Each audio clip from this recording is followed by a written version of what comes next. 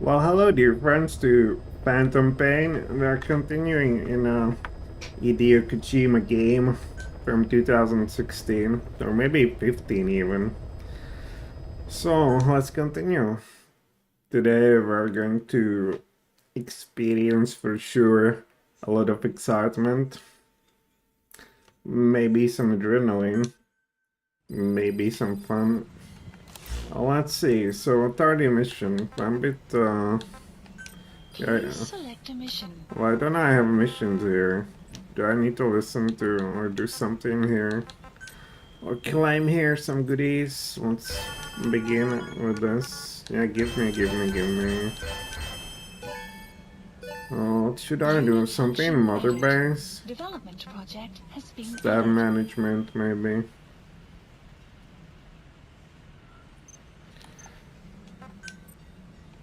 Staff assigned. Hey, we leveled them up.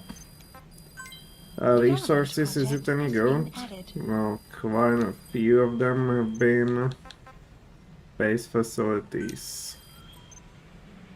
Alright, it's 46 minutes. Base development, what is it? Yeah, I want this, definitely. Maybe it's a bit too late Commencing for that. platform construction. Okay, within today it should be built. Now, maybe I'm supposed to listen to some of these cassettes. I believe that will trigger the missions, right? Because questioning a UA. Let's go. What was your goal in having the children repair Sahelanthropus? I just answered their questions. I had no idea they would actually try to fix it. I mean, can you imagine a child piloting it? Oh, sure, easily. It wouldn't work. Well, I bet it's just like riding a bike. I said it didn't work. Who did you try? I didn't. Did you put your son in it? We never did that. His name was, Hal, wasn't it? I thought you said you never saw his face. But you made him pilot Sahelanthropus. You used him in your experiments. He wanted to get in. It was such a short time we had. So he was with you. We were happy. You're still happy now. Changing your lies to suit the listener and getting by slipping through the cracks. Building layer upon layer of convenient stories until nothing means anything to you anymore. You're happy all the time because you don't even notice you're doing it. Think hard. Who are you really? You're not a victim, and you're not the silent majority. You're a perpetrator and a petty hypocrite. The real world doesn't make you suffer. It's the other way around. Wow, so is a child of this guy Psycho Mantis? Well, it's probably not the black children. It's probably not the little solid snake, so who is it? And what should I inform and report? Maybe try this one. We finished decoding the informant's report. That floating kid we've run into a few times now. Looks like he was a test subject in clinical experiments. The Soviets called him the Third Boy. The Third Boy was brought to a lab on the outskirts of Moscow from Czechoslovakia, after which he was due to be sent to a research center in Leningrad, then Siberia, and finally an academic town in Novosibirsk. It doesn't appear that the researchers witnessed the talents we've seen from him, but nevertheless he was quite the popular subject. His latent cognitive abilities suddenly awoke en route to Moscow. According to the report, the Third Boy was easily influenced by other individuals' biofields. Evil thoughts, in particular. They affected his mind like a virus. Extreme anger or resentment, motives for revenge, in other words. Now, during the transport flight to Moscow, the boy was exposed to a powerful mental energy field coming from a certain individual. Ever since, being conscious of his powers, he's become a sort of energy generator. What's unique about him is the way his acute telepathic abilities get taken over by another person's will. The boy began to physically parasitize individuals experiencing extreme anger and codify the host's desires. This includes amplifying the host's natural strengths. Or, in accordance with the host's desires, he can also implant program code in another individual, making them a puppet, essentially. Human neural synapses transmit weak electrical currents between neurons. These electrical currents, though at a level difficult to observe, warp the magnetic field outside the body. The third boy is able to pick up these weak fluctuations. Contrary to psychotronics, which involves controlling the human mind, his abilities as a receptor are too high. The emotions he picks up from another individual are amplified and unleashed into his body as they recur in his brain. They turn into microwaves, which then affect the physical world, triggering paranormal phenomena like the spontaneous combustion of organic matter or psychokinesis, moving an object without touching it. There's one other thing. While he's parasitizing a host, the boy's ego gets shut away, allowing the will of the host to take control of his powers, like some annoying static drowning out your own voice. That means he isn't responsible for what's been happening. Somebody's extreme anger has manifested through the third boy's powers in ways none of us could have predicted, which would mean this was going on somewhere around us. Looking back on it, a lot of things make sense now. The man on fire, Sahelanthropus, they both came to life thanks to the third boy's powers. Everything has been happening through him as a catalyst. We first saw him in the hospital on Cyprus. The boy parasitizing the man on fire's desire for revenge gave him his new abilities in return. He next appeared at the Hamid Fighters Fort where the honeybee was hidden. There, the boy parasitized Skullface's vengeful mind. He controlled Sahelanthropus, making it do whatever Skullface wanted. Same goes for when we extracted Emmerich onto the chopper. When he appeared at the Devil's House in Central Africa, Skullface's will controlled the man on fire via the third boy's powers. Everything is clear up to this point. But even the informant couldn't pinpoint who the host was in the cave within Surat power plant. Sahelanthropus suddenly became active, then crushed not only the man on fire, but Skullface as well. Surely neither of them could have been the host. Who else was at that location and bore anger more extreme than either of them? Whose will was controlling Sahelanthropus? According to the report, emotions transmitted in children's brains affect the surrounding magnetic field more strongly. Cerebral nerves are covered with insulation called myelin sheaths to increase impulse speed. The reason for this leakage has to do with the fact that children's myelin sheaths are still developing. So, how many children do you remember being there? Children with a burning desire for revenge and bearing a grudge against you. I can think of only one. Eli. We don't know what kind of life he's had, but the resentment he's shown toward adults is nothing short of extraordinary. The third boy resonated with Eli's mind. And that means Eli bore the strongest animosity of all individuals within the boy's reception range, estimated to be a 3-mile radius, beating out even Volgan and Skullface. The third boy has probably remained hooked on Eli's anger since. You remember at the Devil's House, the third boy showed an interest in Shabani? That must have been his ego making a rare appearance.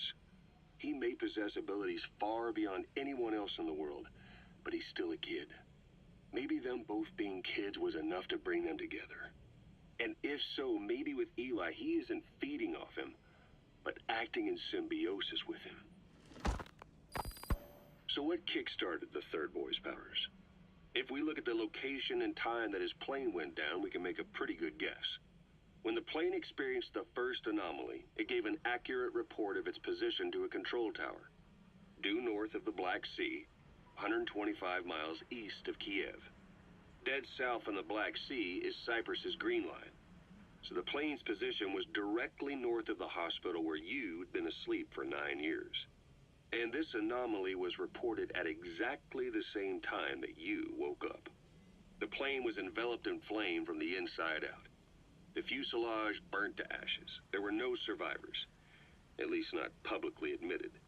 Your thoughts formed a synchronicity with the boy's psyche and were amplified inside his brain.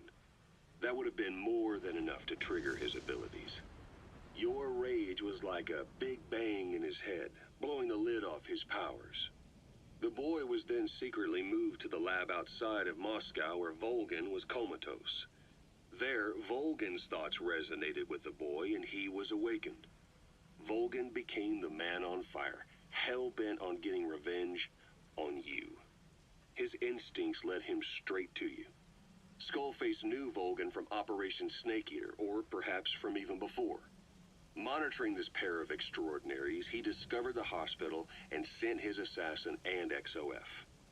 Skullface was probably watching the situation from close by.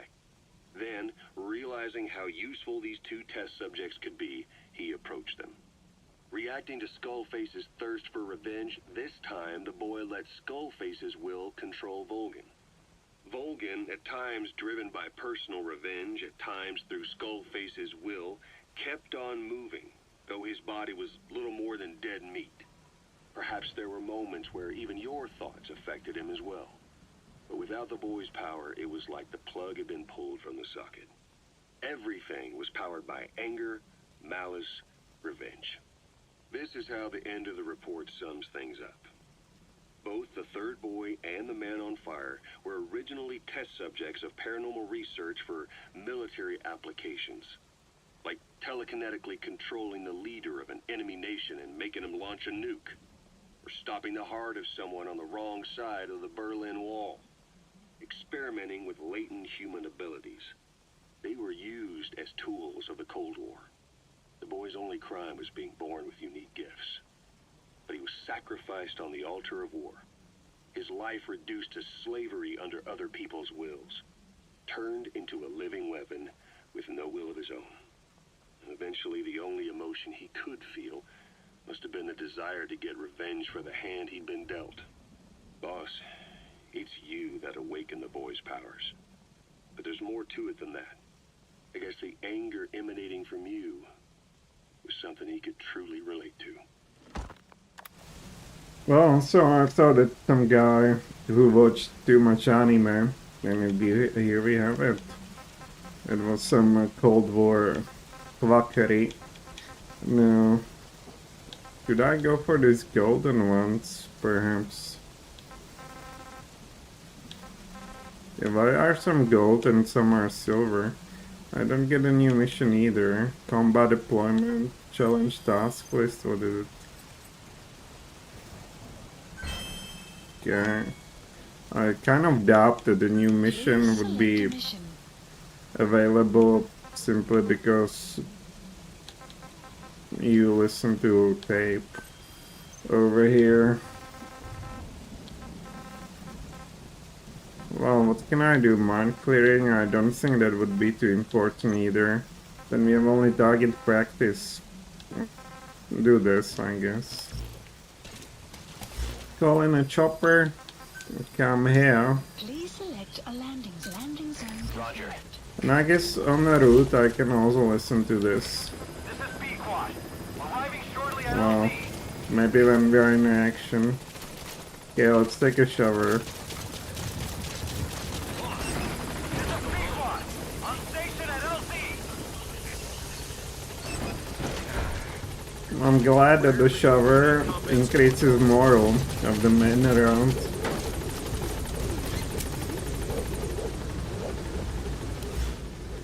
Okay, we will do what? Gaining altitude.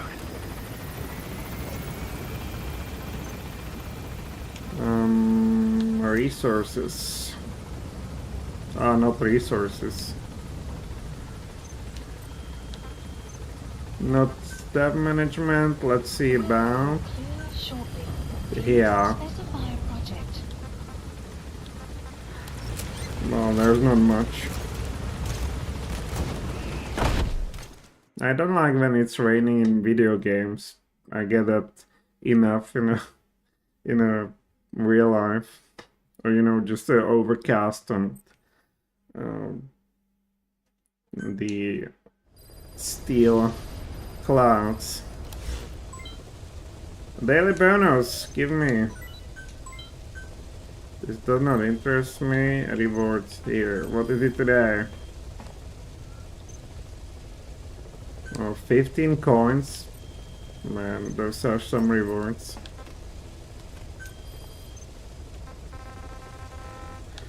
So let's get this guy. Please select a landing heading to Afghanistan. Yeah, we want better stuff. What about here? Oh, we want the sleeping one. Grey Fox. Sniper Wolf. What's this? Oh, she's also different hair. Frankly, it looks better with this one. I mean, her natural one, I would say. Let's commence. Deploying. Oh, I wanted to change the uniform for Snake too, but I forgot where you do it. I guess on a research screen, screen, you select the one.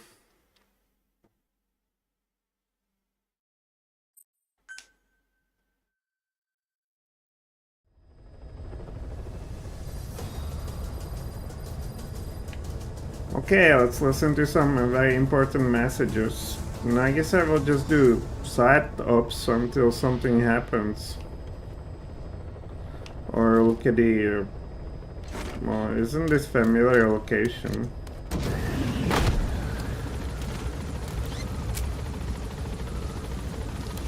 Let's listen to...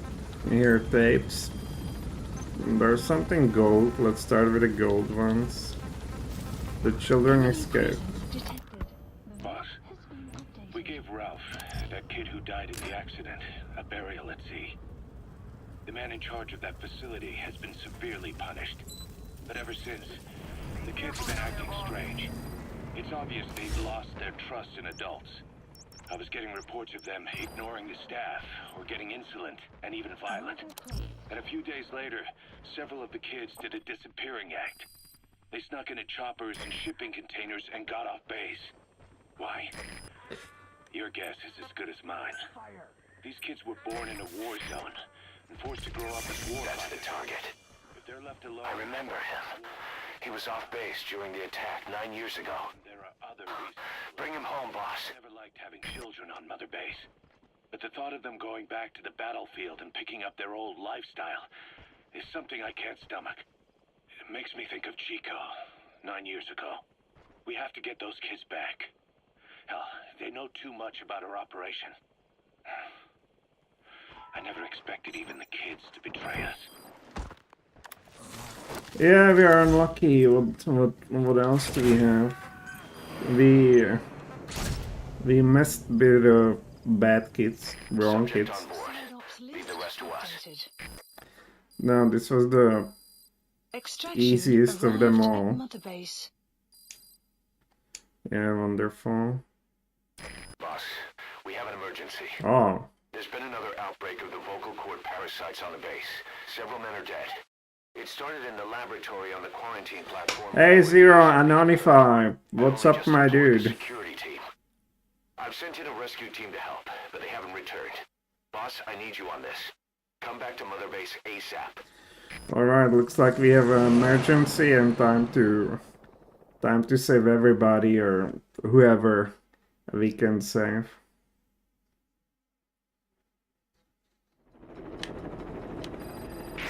Here we go again. There's been another outbreak in the laboratory. The quarantine platform. We sent a team to investigate and recover the survivors, but they haven't returned. There's nothing on the radio either. Must be the children for sure. We got a backup team ready to go. Just give the order and I'll go alone. Boss, what are you... There's no need for that. We can't afford to lose anyone else. We have no idea what's going on Exactly. Anyone still alive's at their breaking point. Last thing we need is another unit storming in. No telling how they'd react.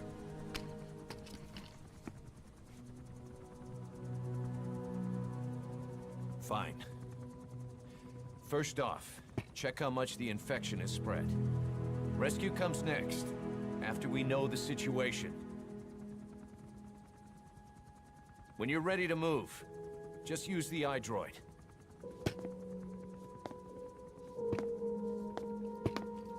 I would actually lose it if Hideo Kojima decided to make them wear face masks in 2016. That would be like the sage peeked in the future and planted a message in a video game. Yeah, I mean, if there's an outbreak, the COVID was not the first one. I thought we took care of it. We need more information. Find out what's going on, boss. Select the mission on your iDroid. Please select Yeah, the mission. COVID was not the first one. Before that, you had a bird flu. You had SARS. Yeah, a bunch of them. Yeah, we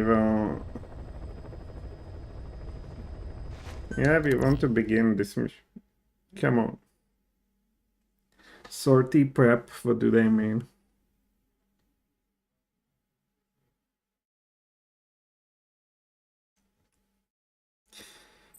Now, apparently, aspirin will not help here with this emergency. Therefore, we will bring in some bullets. Oh, good luck! I like this one. Situation again.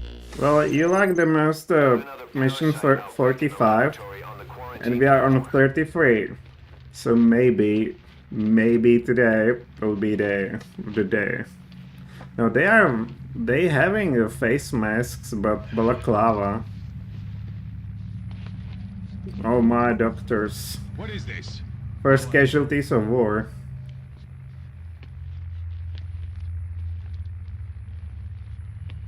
Is it any? Damn it. Yes, maybe. Oh, it will be the skulls for sure. Shit. Yeah, zombies.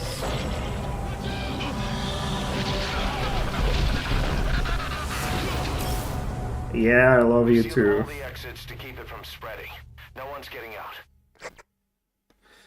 Man, this is like One of some the horror. researchers inside managed to isolate the parasite behind the outbreak. He faxed over his findings. Code Talker's analyzing them now. Why this new outbreak, despite our inoculation? New strain. Still unclear. A new strain, improved bioweapon. To the infected, prevented symptoms during the last epidemic. The parasites lodge in the victim's throat, forming a mating pair. But the Volvagia turns the male to female. Two females can neither copulate nor lay eggs. That's why the rescue team went in with more Wolbachia. But the outbreak still isn't under control. They should not be capable of laying eggs. Yet, we have a new outbreak. And the Wolbachia have no effect. I pray this is not some new strain. It is. If it is, And someone may have brought it here. If there's a spy running around. It was Eli. now, we must focus on discerning the outbreak mechanism. The cases show another alarming new development. It is now even more difficult to tell who is infected. The eggs propagate out of sight. No external symptoms. One who appears healthy may be dying on the inside. What the hell happened in there? Boss, I still can't raise the rescue team I sent in. We know how to proceed if we just knew how to ID the symptoms. Finding that out is part of your job in there. Well, what Hideo Kojima here doing is he's breaking the myth of innocence of children. Because who's responsible Eskimo0411, hello there. Hey, how's it going? We are here doing the zombie apocalypse stuff. Well, they have a gas mask. Man, I cannot wait for next outbreak of these epidemics. Like last time, you couldn't. Like over here, you cannot move 12 kilometers without showing a paper to the police. Okay. Hang on, Snake. We've just had a transmission from inside. Here's the audio. It all makes sense now. I win. What? Where's it coming from? Unknown. It cut off before we could get a fix. It all makes sense. It could be Skullface. No way to know. But right now, that's all we've got. Yeah. Hopefully, you can tell us something. Yeah, I think it's a Skullface We being have to close the tent behind you, boss. being animated by anger, But picking up by the third boy, by the Psycho Mantis, the child who has seen too much anime, and now it's too late to do anything about that. find our man. You never know. Well, he does have these. Well, it's not a face. Interesting theory. You think it will be confirmed? Well, let's see. And it's another masterclass created by none other than Hideo Kojima. It's a little scary. Yeah, the whole game is you're not playing good guys. I would say your cause What is it? doesn't make much sense. Something sweet. You're basically just a bunch of mercenaries getting older. Said it smelled like ripe fruit. We cannot allow the infection to spread. If anyone shows symptoms, you must put them out of their misery. That includes me. It has a long story. It has a long story, so it might make sense once you know. Now I would say it's in the middle. We think what we are doing is right. Well, I would say, but are we actually? Well, they are like elderly mercenaries with no exit strategy, so they just keep on keeping on and pretending it's just still the same. Okay, let's try to get here. Oh, this is Resident Evil stuff. Alright, I have a weapon. Guess the parasites killed him. Don't touch him. He's covered in blood. Okay, we will terminate here everybody with extreme prejudice. Because that's what you do in horror movies. Did you guys see the Thing, the horror movie? It's on a remote, I think Danish or American polar station. Oh my god. Staff member has died. Oh, you even have a flashlight. Stay back! Stay back! Yeah, who's the... Nah, I need to see it though. It's kind of similar. Well, I don't want to spoil it. Yeah, Kurt Russell. Isn't it Kurt Russell, the guy who's modeled? Who was a model for Solid Snake? I think he was, He's got a right? mask. He's with the rescue team. And the guy from before. Okay, interesting. Don't shoot, by the way. Not yet. But I cannot shoot a woman. It's against my... it's against my The message. We'll try to clean it up. convictions. I would like to help you, but...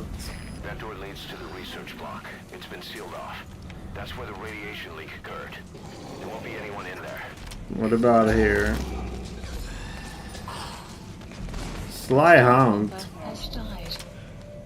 Against your code of honor, it's just like... It's just like, why? Don't know, the last thing was very old, and I was like 10, 15 years ago.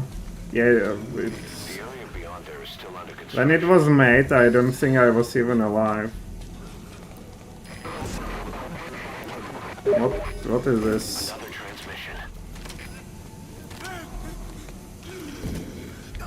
Another transmission. Must be locked from the inside.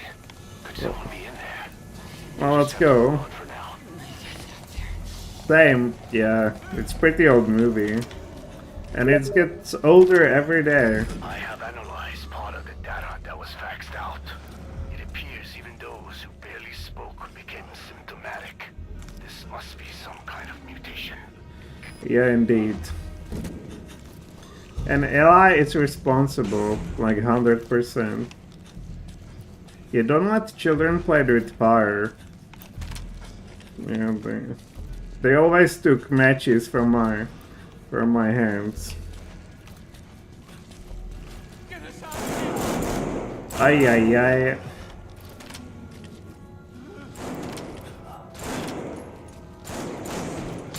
Member has died. Hey you're green. Still Marlin. What happened, dude? Can you tell anything? Alright. Let's go up there. Okay, lockpick.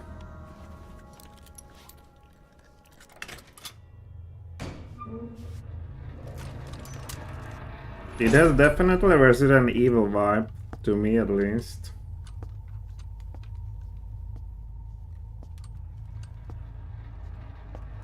Maybe Nemesis will show up. Maybe that Volgin dude. The man on fire. By the way, Volgin. Yeah, I agree. Yeah, there's a Russian river called Volga. And it's the, like, I think the biggest river. And he's called Volgin, right? The man from that river. And he's on fire. What the hell happened? So there's this playful thing about it. What's going on? I win. I'm no snail.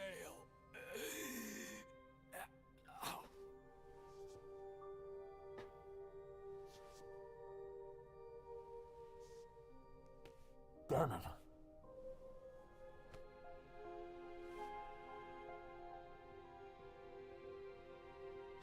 He's no snail. Well, neither am I. Transmission. Seems like he had a way of IDing who's symptomatic. But what was he trying to say? Snail. Yes, of course. It all makes sense now. Do not let anyone showing symptoms get outside. As infection progresses, it triggers an overwhelming urge to get out in the open. That's the parasite controlling them. Once outside, the birds will feed on infected bodies, spreading the parasite on land.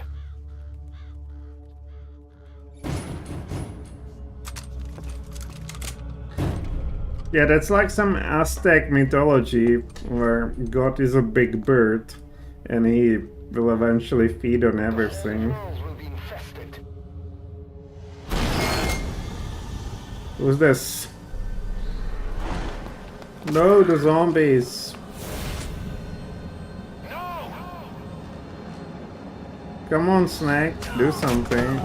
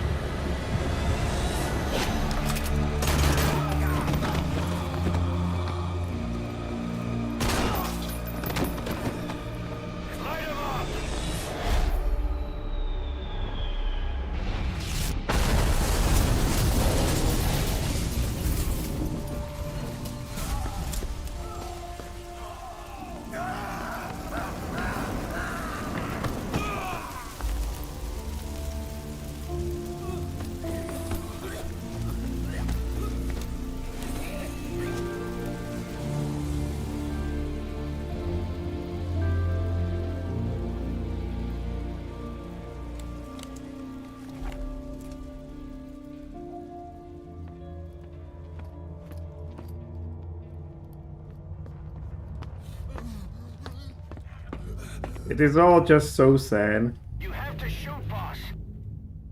We can't let them outside. Well, it's burning anyhow. Damn it. We can't allow any contagious individuals to. That's it. That's good. Staff member has died. Unfortunate. Goggles. If you Yep. see a glow in someone's throat, that means they are infected. And all you can do is give them a quick death. Okay, well, what am I supposed to do here? Can I go outside myself? Probably not. Unless you want your pants on fire, Snake. Where's the, our unfortunate... He's infected. Kill him, boss. We can't save him now. Has died. Then He's not infected. Yeah, he is. Where's my hair? Has died. Well, it's some dark stuff we are doing here. Like, Hideo, you're some kind of sadist, or what is this about?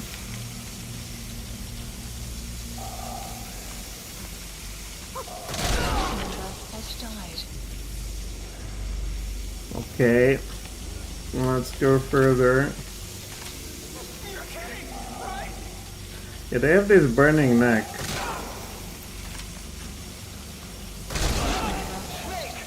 you just killed your own. No. What the hell? Nobody asked for your opinion. You expect me to just stand by and watch this? Well, will you say anything else, or... Wait! Okay, say something. Where is this guy? Has died. Okay. Well, just... You know, like in that book... I'll just make sure... Like in that book, was it of Mice and Men? When he shoots his friend, telling him to think of something nice. It's kind of similar. Has died. Staff member has died. And why do I suffer heroism for this? Has died. Has died. Well, there's another. There's no light. And he also has the infection. Has died. Yeah, everybody here is infected. You're insane, Snake. He was one of your men. Yeah, well, tell me then what to do. Has died. Has died. Okay, empty. And what about you? You yourself said we're a family. Or was it all lies? It was a lie, sorry. Okay, well, let's go forward.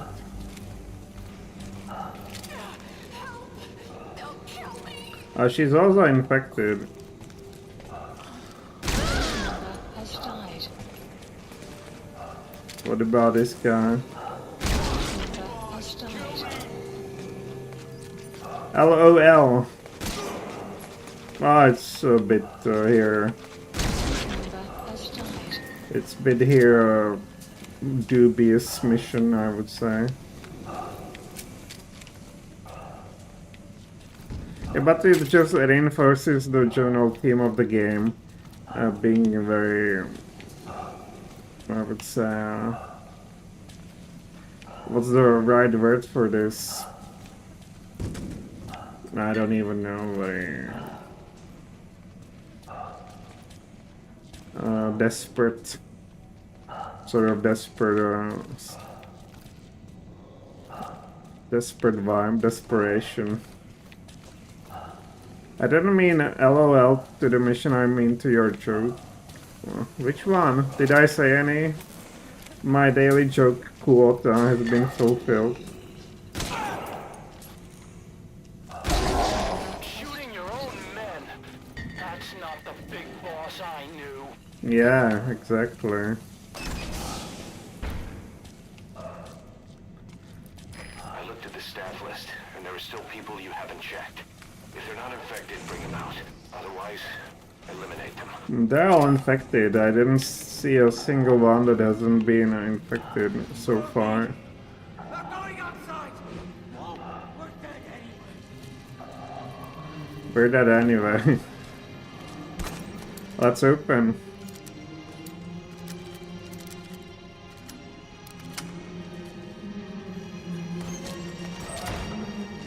This guy.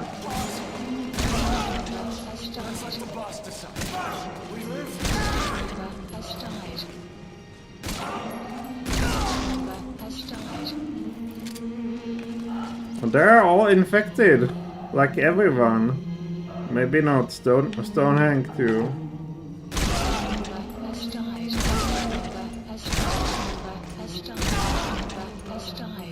And just think of something nice over there.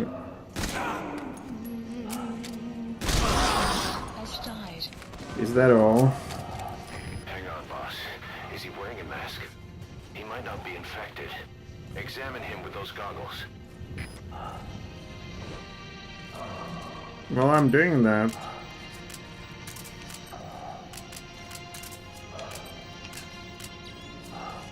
He's not infected, come on. Finally. Team member to the exit. He's the only one not infected. Yeah, he's the only one. Yeah, that's the moral of the story.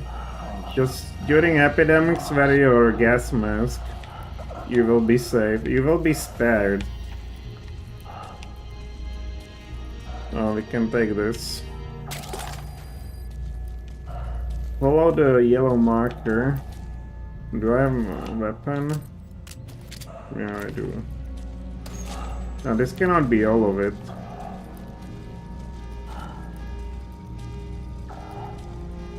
It is not. Does not end open. Why?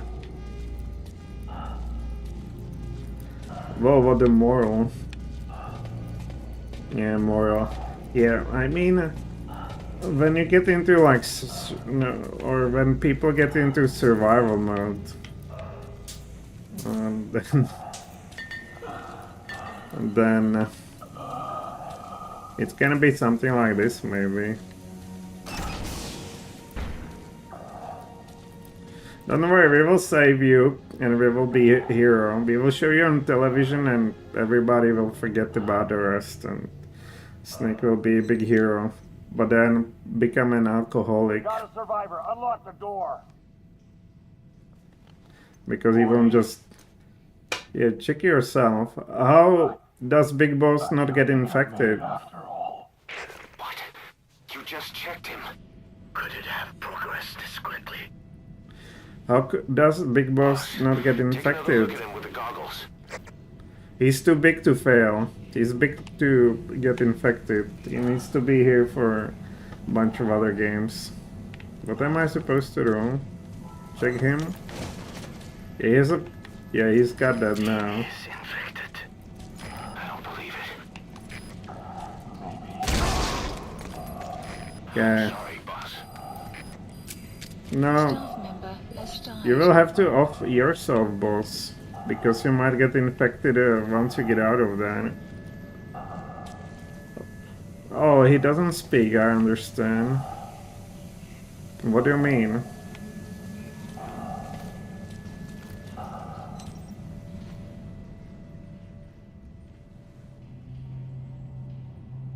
Man who sold the world. Oh yeah, boss does not speak, okay.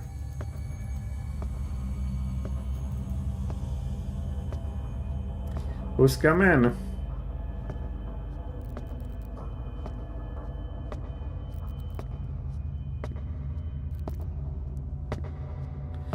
Okay, in order to get yeah, you need to talk. Is this quiet? Coming. No, it's a big boss. Look at the devil. Yeah, this guy, you can see it now, clearly. Not a good dude.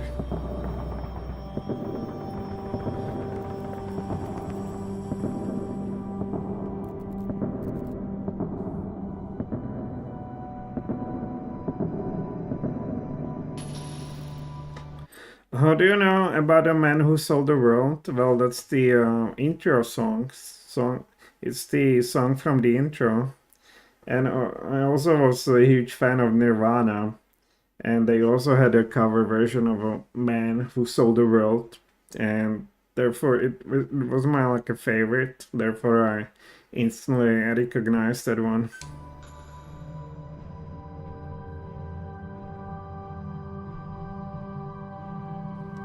Yeah, all that talk, like in the beginning, all that exciting talk about diamond dogs and how we owe allegiance to no country and big beautiful friendship here of people who want to live their way.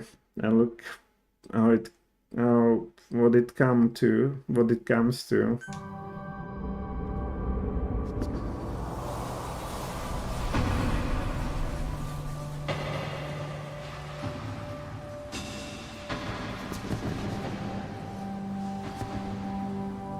Mission 46 is called The Man Who Sold the World.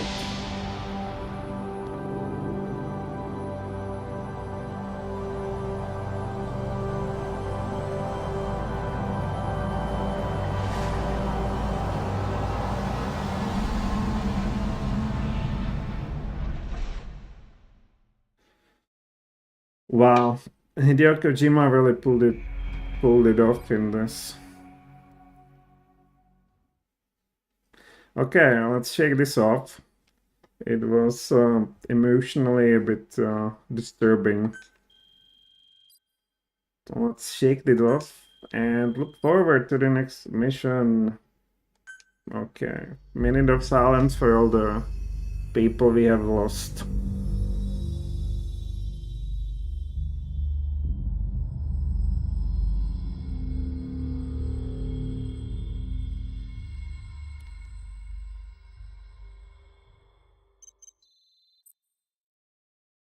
Well, we obtain a cassette. I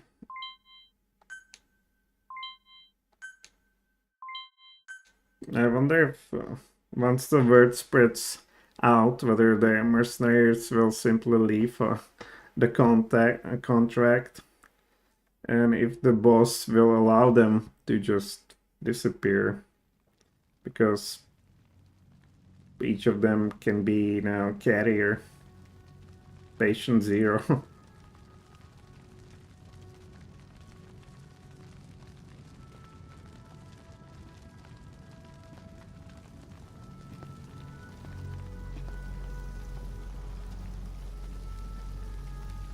There's nothing we could have done for them. Oh.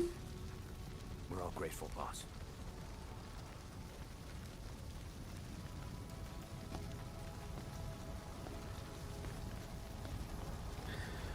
Have you played The Last of Us? No. It's also some horror game, right? With zombies. Story based, pretty much.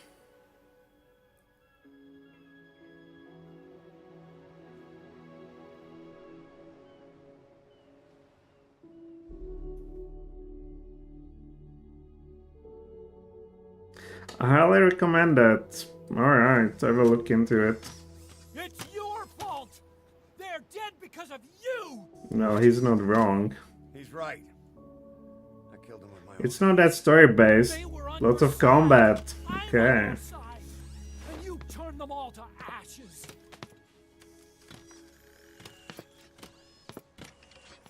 One of my top 5. They wanted you What's to your shoot. top 5, by the way? It was that or be burned alive. Come on. Let's get this over with.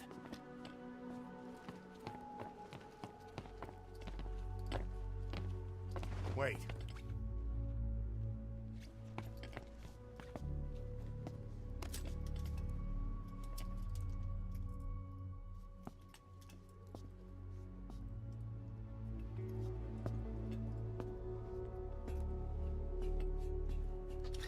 Dust to dust.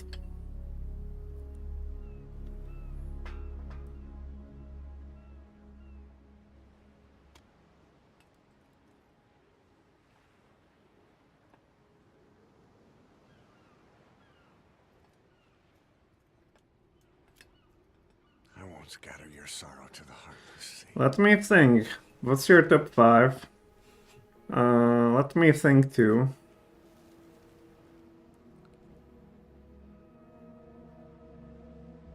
I will always be with you. Plant your roots in me.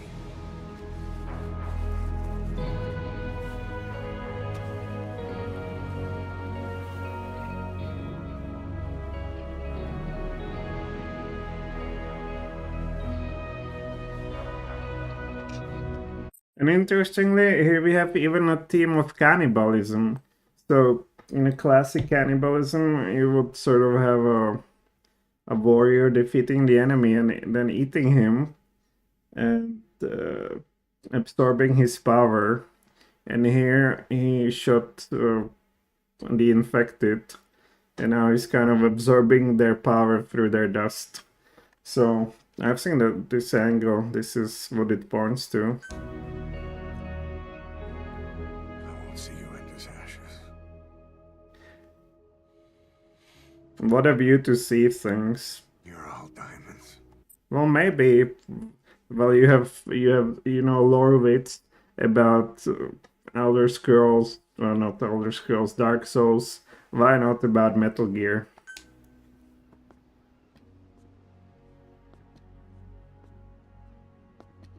We're not burying them at sea. What then?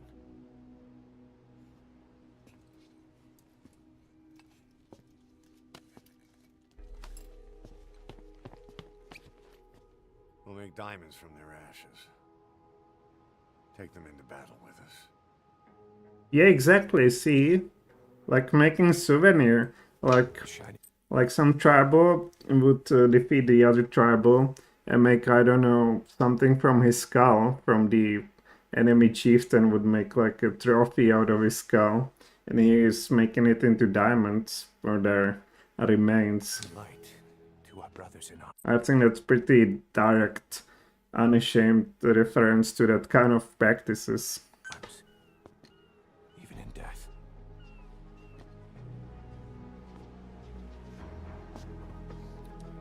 Also, he literally has a war paint from their ashes. We are diamond dogs.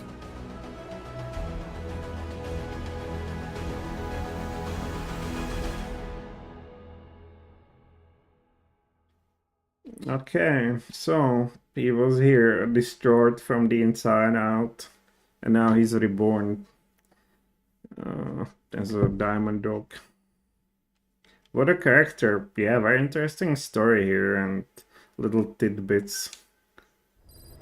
I would say a lot of dreamy, lots of like I don't know how you do it. allegories.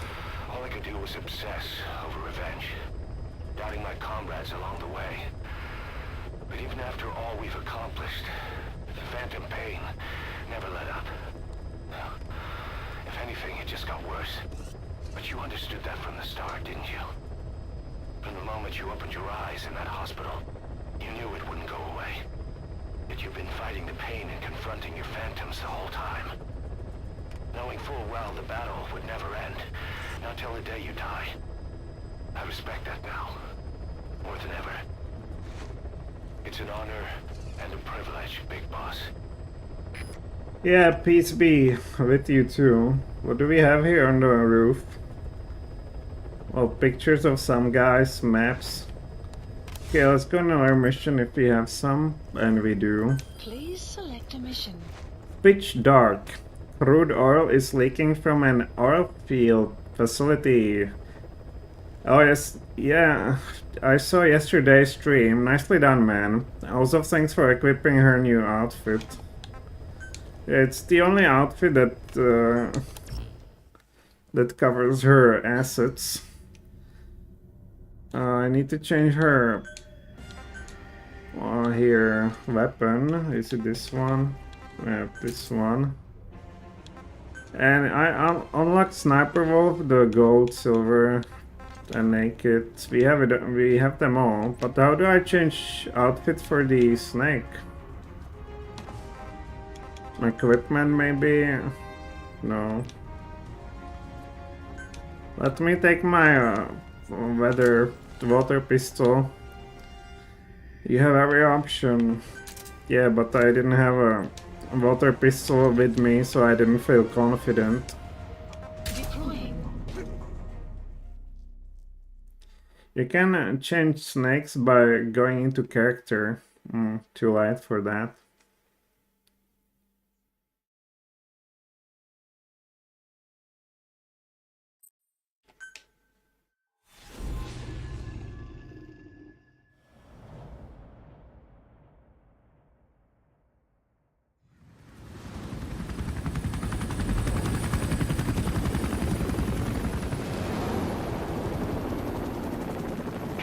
Came from intel.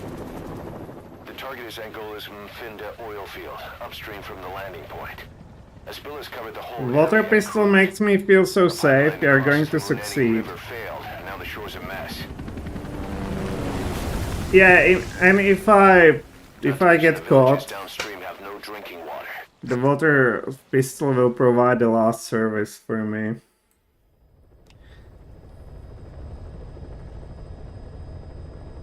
The oil runs to the pipeline from that facility. Taking it out should end the leak. The client this time is an environmental NGO. Destroy the facility. Stop that leak. Environmental NGO. But there's another reason we agreed to it. The Mfinda oil field was outdated. Abandoned. Then the rebel group United moved in. Well, we know about this. I heard that. Start operations. United's been rapidly modernizing its arsenal. Rumor has it someone's been selling them U.S. military hardware. Intel's analysis suggests the broker's a front company, Cyphers. Keeping tabs on United can tell us who's pulling its strings. No, it's always somebody in the shadows, isn't it? No, I remember this mission. You are supposed to blow up the tank. But what is it? We are on mission 44, close. Yes, indeed. Shut down the oil transfer pump. What is it I want to do? Yeah, check. Total stealth. Oh my, they cannot see me. I'm not sure about that. That's step one to tracking down Skullface. And Cypher with him. Good luck, boss.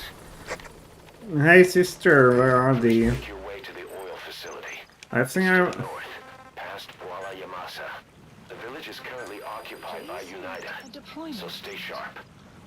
Well, there's the old film. I think I will simply use Quiet as a cover here. Yeah, they cannot see me until I get there. Yeah, this was the first mission on getting to Africa, wasn't this?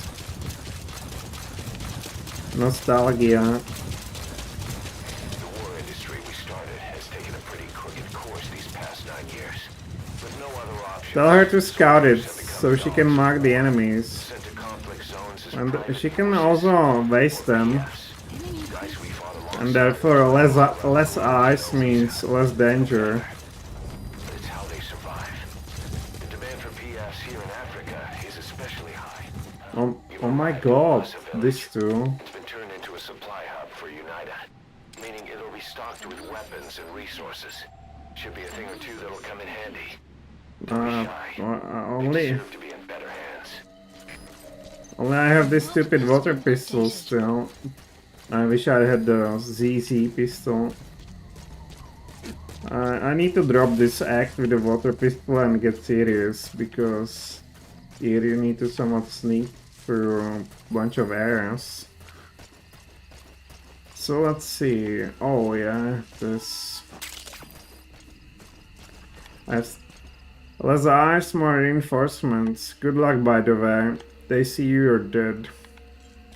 I like the sleeping pistol. Yeah, exactly. They see you, you're dead. Their eyes are the worst weapon. Therefore, I will just go slowly and without much noise. Looks like nobody's here. Oh, there's some dude. Analysis complete. There's some dude. Here's the Titanic.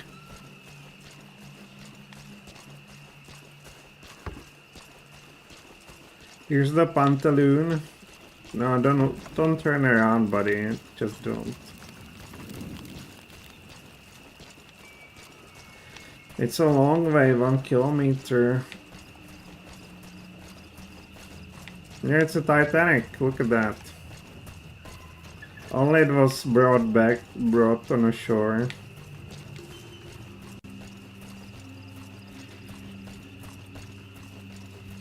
Enemy presence detected.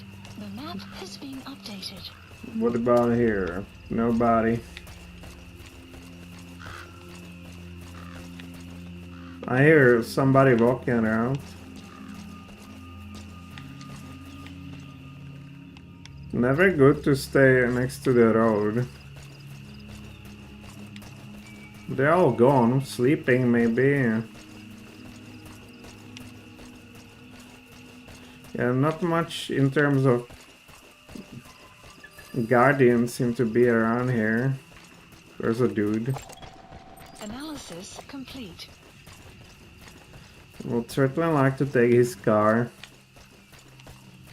But that would be a mission over. Oi, a mine. Take the car. Wow. Well, let's just put him to the ground. Or whatever. Oh, he sees me now. If I take a car, they will just see me in a car. That's not very good, is it? Okay, let's just run. You've made it past the village. Continue heading for the oil facility. It's located upriver. It was indeed very close. I almost began to sweat, but then the Guardian decided not to see me. Maybe he was paid by the boss to look the other way. Enemy presence detected. The map has been updated. Okay, I got to go for a bit. Bye. Thanks again. No problem. Glad you showed up. Saner drills oil wells wherever they can throughout that region. I will try to get through this mission. Then it's only a matter of time before the aging equipment starts leaking crude. That means United's takeover is the perfect cover for Saner. Now they can blame the spill on a bunch of oil thieves. However you look at it, Saner's far from squeaky clean. Well, but where am I the best 5 video games are most popular with me? Oh, Baldur's Gate, certainly.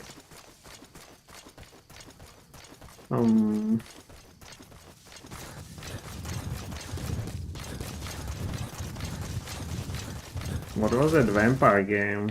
I'm not sure whether it's my most popular.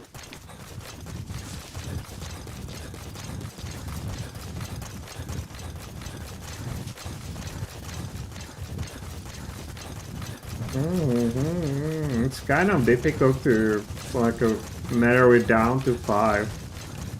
To 5 specimen. How do we? Oh, we are here already almost. Quiet attack, yeah. Fire.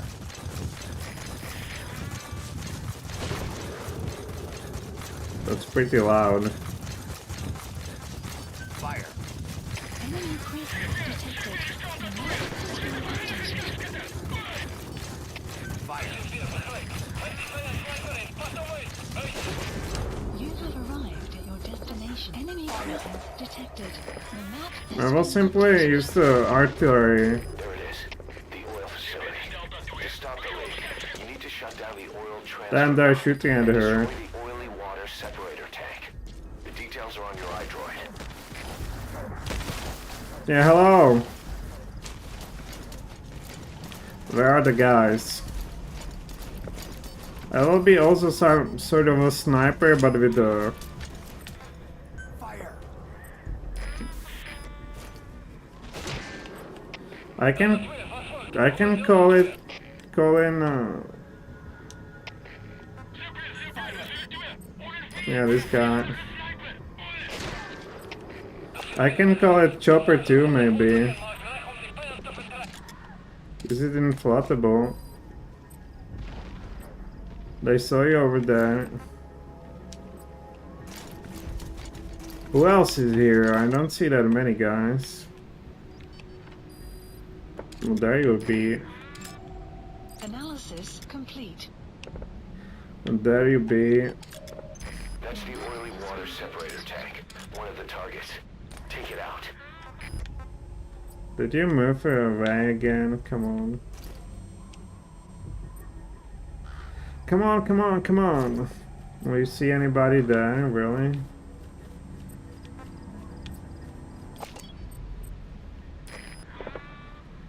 Yeah, there's a guy, sure. He's behind. Fire. Maybe that. Is this a real deal? Yeah. What about this one? Oh, these are fakers.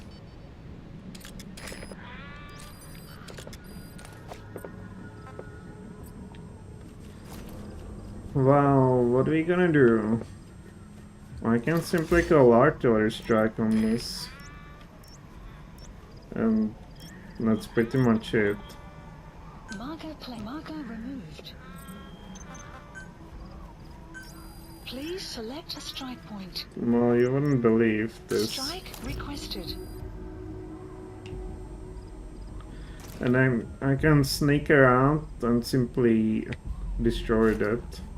I mean, simply shut it down. Strike will commence shortly.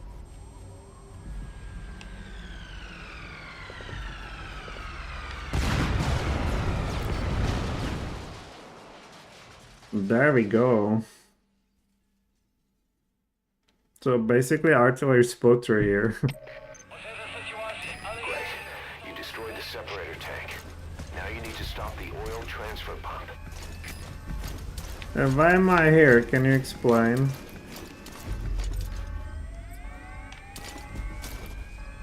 And there's a guy rushing somewhere. Analysis complete. Yeah, Analysis just about complete. everybody. Fire. Fire! Fire. I want to be up there on the rock. At least on this one. Why does the game take you here?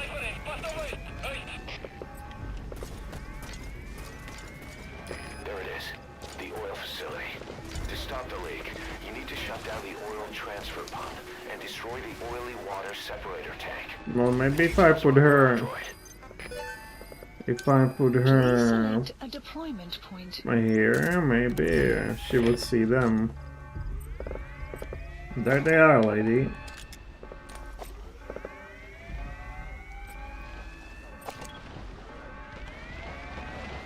There they are.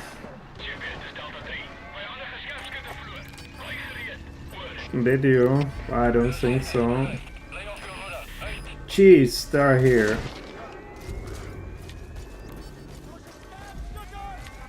Fire. I don't want to kill her. Don't go here. Oh my god, I'm being seen.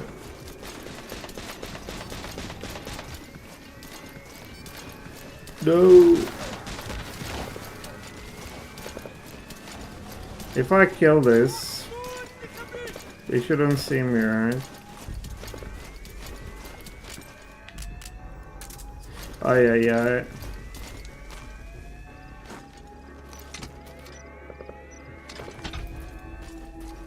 Could you stop?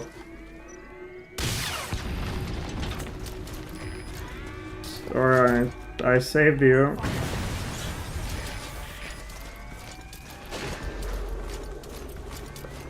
Okay, we don't want to risk it. Oh, he survived. What? Fire! I was shooting that. Fire! Weather will clear shortly. Oh, there. I'm hitting her.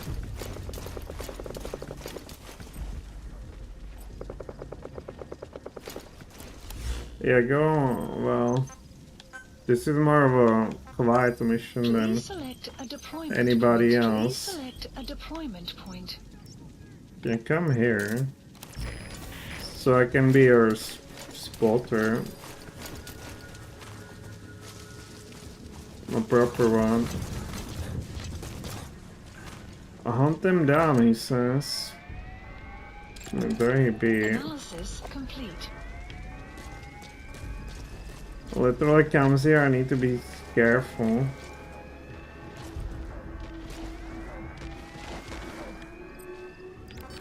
Fire! Yeah, this guy, get him. Get in her. Oh my god. Yeah, doesn't have it easy.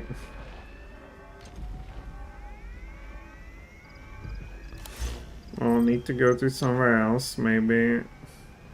Somewhere where we can put more distance between them and Please select a deployment point. in her. Not sure about this. Let's try. I don't know. She went somewhere. Fire! What is this? Another of these. Not one. Yeah, there she is.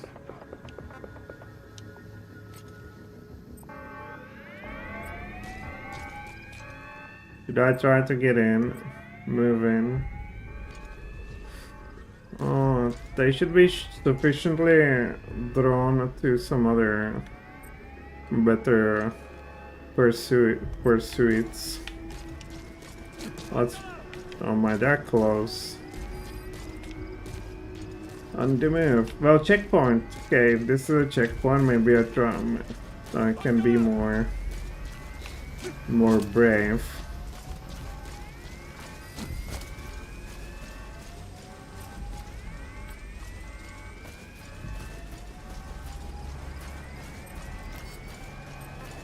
Fire! Yeah, but there they go. Doesn't see anybody. Shooting after. Shooting at her, apparently. Get a clown over there. Come on, get him. Caution, rain approaching. Nice, you got that one.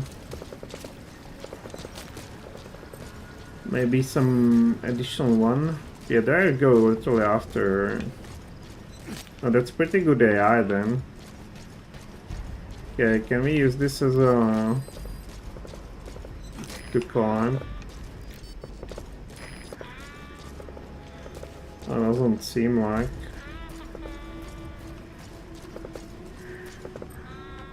Fire!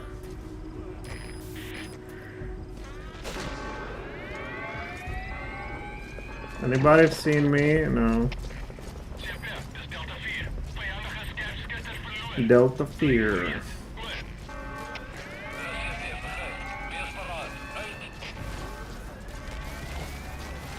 I cannot get through this, come on. Like below, right? Somehow. Do. No, that's truly unfortunate.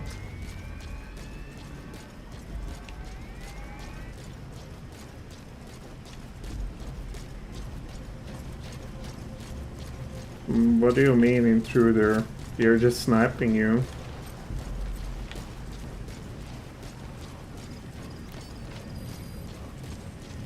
So, it shouldn't be that far. This place seemed to be sufficiently empty. I forgot where was it exactly.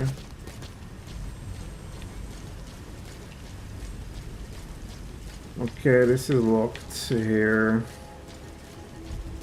There could be one dude somewhere. Here and there. But that artillery strike was no joke. Your destination. Let me get one. Yeah, more like this. So where's the marker? What? There's no... Where's the pump? What is it?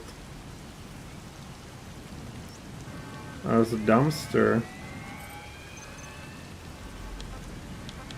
Oil transfer pump, and that's what exactly?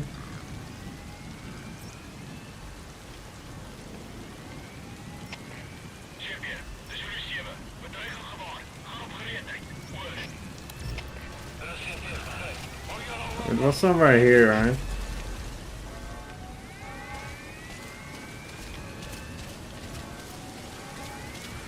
Or maybe this somewhere.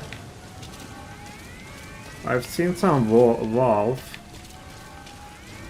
Okay, maybe like this. What was it? Oh, it's not this. But we were thrown here after touching something.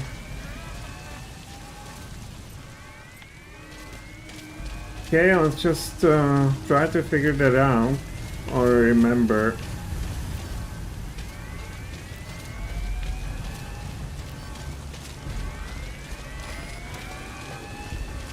Yeah, maybe up there, maybe.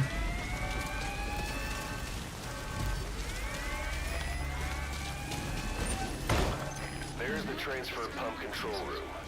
The emergency stop button is probably inside it. That must be it.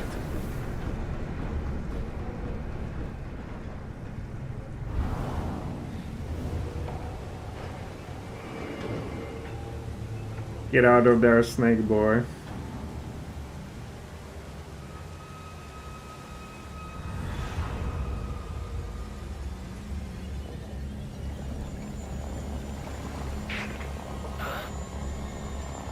Bodies? Why?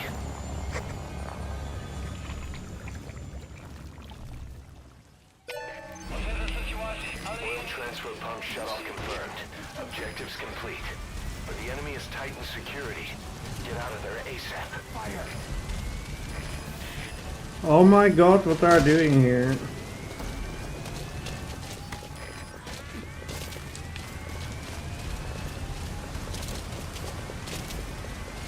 Oh, there's a guy over there.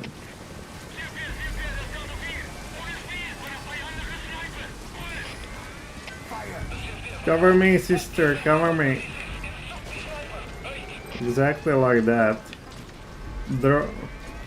Yeah. Need to get out of here.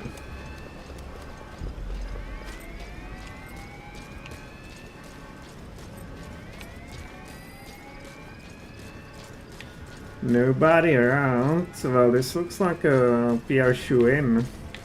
Or we will simply get out of here easily. Getting out is easier than getting in. It blocks your way out. You see any other escape route? Well, I guess you could just bust through the gate. What do you mean? I'm out of there already. I'm out of there already.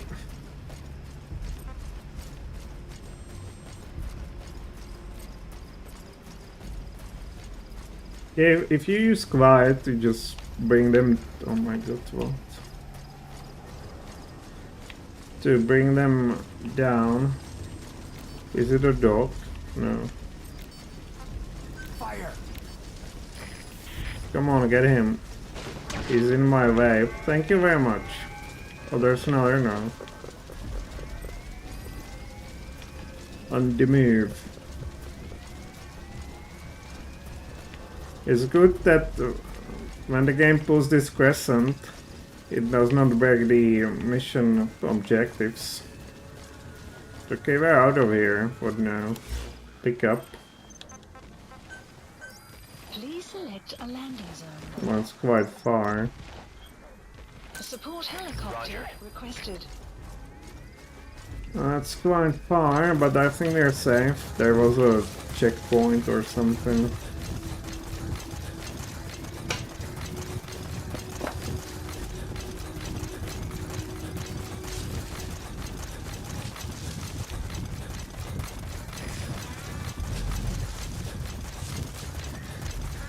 Well, I can listen to some tape on the way there. What was it that we learned about those little troublemakers? Yeah, here. Snake, you remember the White Mamba? Of course, he's been going by Eli since we brought him on base. He was the leader of the child soldier unit we took out of that village and into our protection. Well, according to the kids you brought back here, all the escapees were especially close to Eli. There's reason to suspect he's behind all 6 escapes. We've already detained him. I'll be questioning him shortly. Wait. You'll be? Ocelot. You're incapable of taking an impartial stance with those kids. Question them all you want. It'll get you nowhere. Ocelot, you get too many kicks from your art of interrogation. It's not a matter of art. It's about quick, minimal strokes of psychological warfare. That's what gets the answers. And it's the best way to keep both questioner and subject safe. The risks only increase the more an interrogation drags on. At that point, it causes as much pain to the inflictor as the inflicted. Like I said, too many kicks. What I'm trying to tell you is we need quick results. Otherwise, it'll be too little, too late. I know that. And besides, I know the subject. I won't go overboard with a kid. Forget it. You're not needed. Snake, we'll want to question the other kids too. Be sure to bring them all back. Well, that was kind of a blast from the past. The time has changed too quickly for this to be relevant anymore. Hey, I came to pop by. They have to go again in a minute.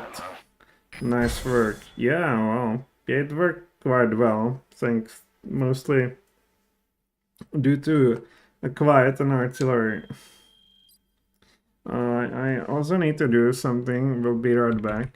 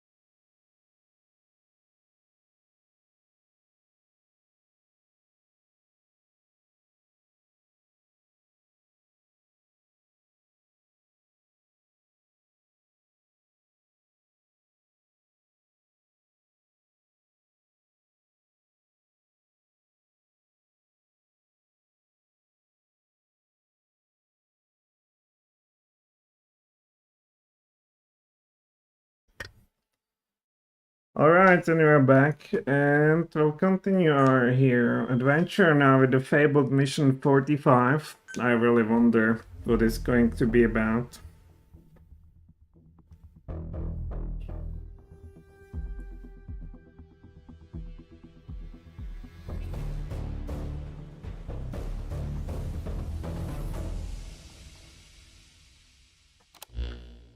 Boss, we took another look into Saner, the owner of the oil field. They were behind what happened. They hired the PF, not United. Well, we heard that.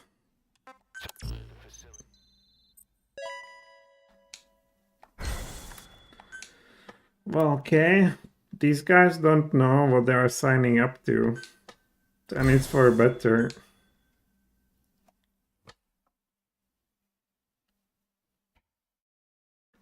Sorry, I can't stay for longer. No problem. It's absolutely normal that No, you just don't have time.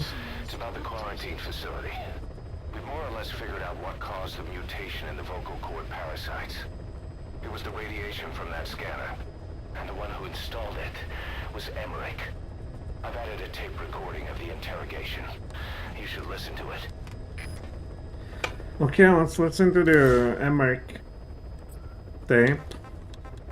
Or relationships, what is it? I don't know. Emmerich is a source of all the troubles, isn't he? Is it this?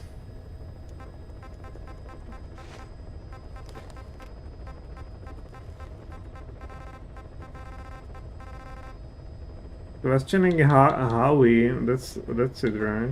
Or no? No. Well, let's check it out. Oh. So, could it be, here? Go Talker, no. Maybe this.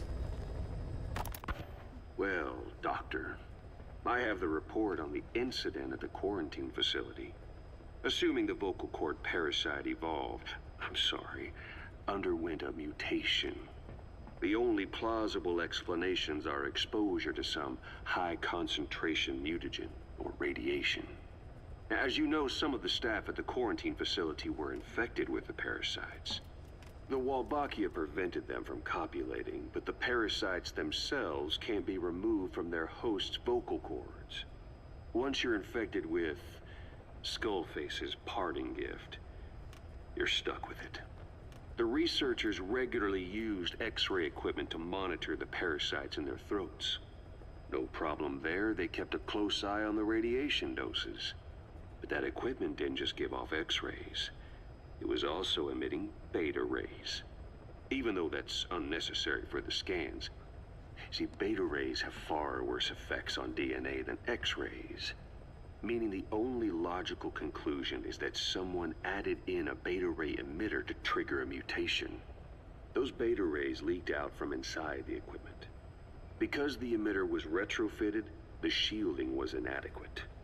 And the person who ordered and inspected the equipment was you, Doctor. That makes you the only person with the opportunity to install that emitter. So now you're saying I sabotaged medical equipment for some wild plan to make the vocal cord parasite kill everyone? Or maybe you thought it'd reveal a way to treat the parasite without using the Wolbachia. With that much to barter, I suppose some people would welcome even a pathetic cur like you. Just stop it! You'd have no shortage of buyers, but most would be happy with just the parasite. You wouldn't need to offer anything else. However, if that buyer already knew about the parasite, they'd also know that by itself, it's no longer the ultimate bargaining chip it once was. To sell to that buyer, you need to throw in a bonus. A way to one-up it. There's only one buyer who'd be after that. Emmerich, we record all communications on Mother Base.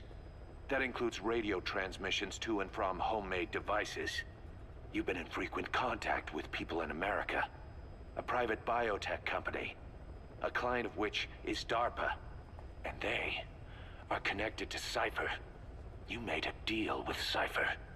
You offered them a new parasite in exchange for your safety. This is the only place in the world where the vocal cord parasite still exists. And you used it as a testing ground. Tried to resurrect their bioweapon. But your plan to obtain the parasite has failed. Your bullshit ends now. And don't think you're leaving here alive. Ay, ay, ay, ay, ay. Wait, what are you talking about? Just what do you plan to do? Present the charges against you. And render an appropriate punishment. You're gonna put me on trial? Call it what you like. What's the meaning of this? Out of here, all of you. Back to your posts. No, hang on. Huey has killed their comrades and interfered with their lives. They've had all they can take. Stop! This is insane! You have no evidence whatsoever. You say you're an army free from government. You talk big about being a nation unto yourselves. But from the outside, you're just thugs, rebels, a militia, terrorists, an unhinged threat to society. Well, he's pretty right here. That's pretty good call. You're nothing but a bunch of psychopaths. So you're not with us? No, I didn't. I thought we were on the same side. That's too bad. I didn't mean. Men, you will have justice. But our organization, the boss's organization, is built on order and reason. There will be no lynch mob. So stand down for today.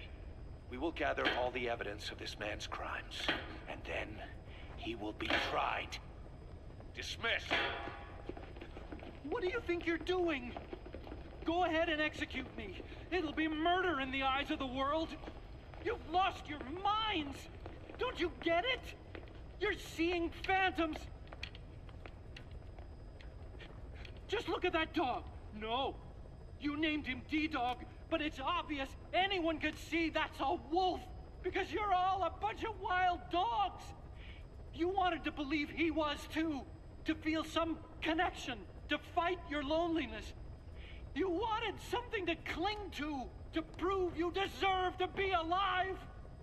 You wanted to forget the death, your sins, so you'd cling on to dogs, or wolves, or even Big Boss.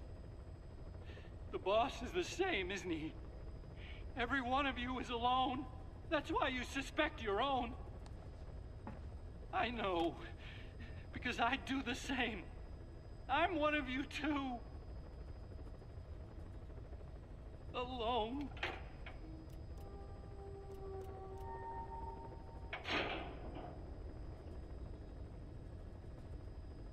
Open your eyes! What you're doing is murder! Plain and simple. All you ever create is war! War and violence can never lead to peace! Alright, it's a sad story we have here, but everything, it's plain and aside. You don't need the Huey to tell you. Oh, children escape. What happened in the laboratory? Let's see. 12 hours after exposure to the blood of a symptomatic colleague, I found myself making my way up the stairs to this room. And I am not alone. Everyone who's infected, we've all come up here wanting to get outside. I know full well I mustn't leave, given the possibility I'm infected. Yet, I can't contain this urge I feel inside me, like the alcoholic who tries to make any excuse for one more drink. Every step I took up those stairs filled me with this sense of bliss. I still have all my wits about me. It took no time at all. That might never listen to the video tapes. Crazy stuff I'm learning. Yeah, I think it's... Without it, like, you can enjoy the game without all this knowledge. Finally realized what was going on. I like them very much. Desire for freedom is not my own, but that of the vocal cord parasites inside me. They want the ravens to feed on us, pecking us to death, attracted by these sweet secretions. They have mutated to facilitate this. The sweet smell is powerful enough to attract even a species with such a weak nose. So, before the parasites take complete control, I must. Most of the staff in here are already infected. At least, everyone I've looked at is. Infection with this parasite causes a high fever in the pharynx. I have modified a pair of night vision goggles to react only to this temperature range. With these goggles, you can identify who is infected. Other infected will, like me, feel compelled to make it outside. If the ravens get their meal, they'll head for land next. That cannot be allowed to happen. Yeah, I realize how much I missed out on. If it wasn't for you, I wouldn't even know about this. Yeah, I find it very, very interesting, and yeah, without all this information and this world building, the game would feel like just run from one marker to another. I really much like it, especially, you know, these deeper immersion. They also have a good voice actor, so it's not that, you know, technical angle would disturb you, that they just don't have a fitting voice or something. It's such a, yeah, it's a mark of a good game. Good story, good game. It often comes hand in hand. Of course, it's not a masterpiece, or in a sense of a storytelling, or, you know, like a book or something, but for a video game, I think this is as good as it gets. The whole idea of the vocal cord parasites was that they'd only copulate once exposed to a specific language over time. But the parasites infecting our men in the laboratory laid their eggs straight away. The larvae were eating their lung tissue almost immediately. What kind of mutation was it? Those who were infected and cured still carried the vocal cord parasites in their throats. They were still there, but the males... I agree, yeah, exactly. Wolbachia, and copulation could not occur. So we thought, but it is the Wolbachia that mutated. Not the parasites? I love immersion in games. Wolbachia attempts to maximize its number of female infected hosts. Even if it's some crazy lunatic stuff with the dinosaurs, robots, and a DARPA serving to Cypher, you know, this Bond movie mixed with the real stuff, I don't mind at all. As long as as it takes itself seriously, I'm completely happy with it. Yes, hence the male to female transformation. Precisely. But other Wolbachia strains use different methods. Cytoplasmic incompatibility, killing the males, and parthenogenesis. Parthenogenesis? Aphids? Aphids use that to reproduce via females only. Very good. The females lay their eggs without a male present, creating clones of themselves in explosive numbers. Parthenogenesis was originally a means for an organism to take maximum advantage of abundance. Thanks a lot, and got to go again. Bye. Yeah, bye. Certain strains of Wolbachia force this to occur. Are you at work or something? More and more infected females. And that's why our men develop symptoms in the blink of an eye. Wolbachia causing parthenogenesis is common in parasitic wasps. Of course, the Wolbachia I introduced to you men did not have this characteristic, but I believe the mutation, whatever it was, caused it to force Okay. in its host. Just busy. The vocal cord parasites. The Multitasking. Wolbachia used to prevent egg laying became the agent of limitless reproduction. There's something else. The symptomatic infected in the laboratory all wanted to get outside, even knowing there was napalm waiting for them out there. You said the parasites made them act that way, but parasites controlling humans. Is it possible? Yeah, parasite controlling humans. Like, what is he asking for? When you have some flu or something, you're totally out of it. You can say the bacteria is controlling you. There's something else. The symptomatic infected in the laboratory all wanted to get outside. Or virus. Even knowing there was napalm waiting for them out there.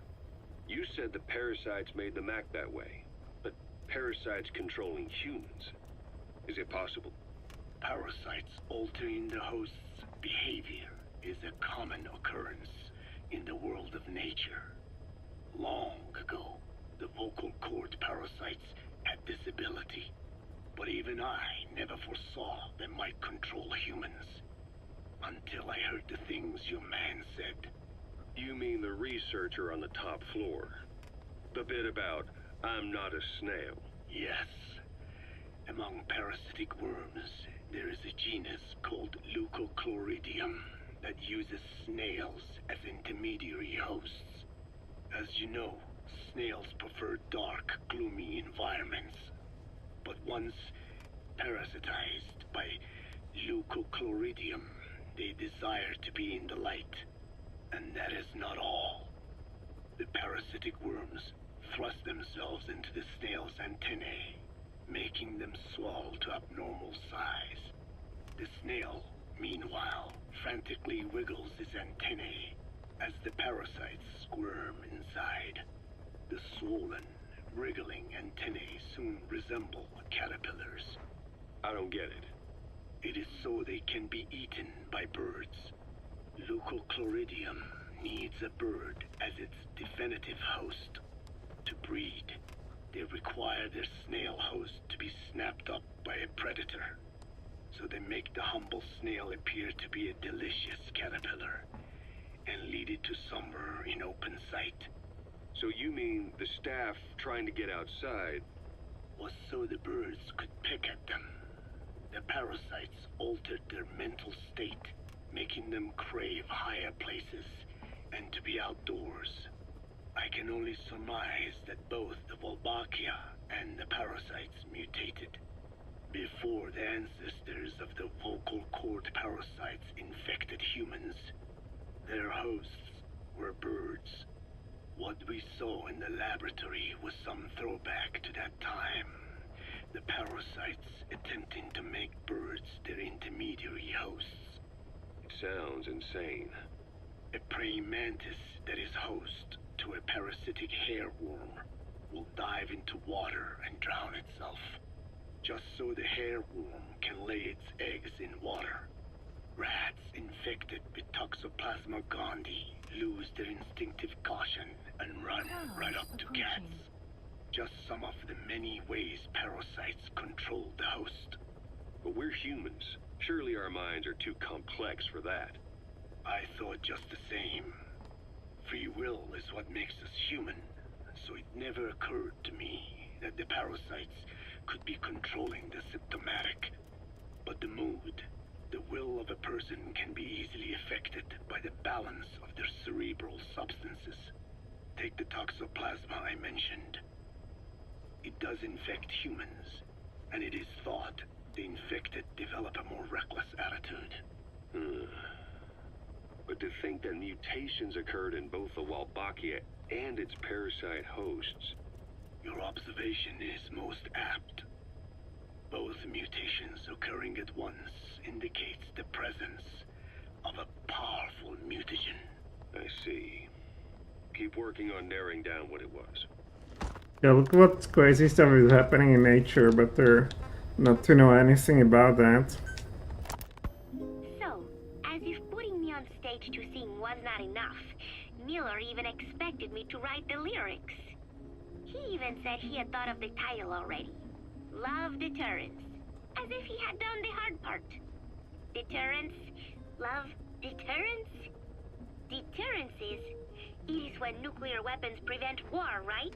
I do not see how love fits in. But it was too late to complain, so I just sat and listened to the tape of Miller's backing guitar and the professor's melody over and over again. I guess the melody is more Professor Galvez's creation than Miller's, but on the whole, I think it is actually a good song. First, it goes for your heart with a sorrowful opening, but then you feel revitalized as the song goes on. Miller grew up in post-war Japan. Maybe that is why the song has that kind of balance. long ago, I heard some Japanese music called enka, I think? It sounded this way. But I wonder why it has to sound sad in the first place. Miller called it love deterrence. Doesn't that mean he had a love song in mind? All I see of Miller and women is the way he fools around with a lot of them at once. But maybe he has had his heart broken too. And what about me? I found myself thinking about Chico and Snake as well. I know Chico has a crush on me, so naturally he should come to mind. But why Snake? He saved me, and I feel indebted to him. But I thought that was all he meant to me.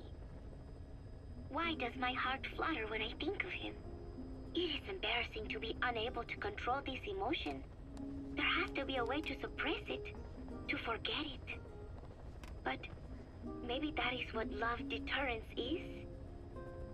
With that thought in mind, I went to my desk and began to write and write.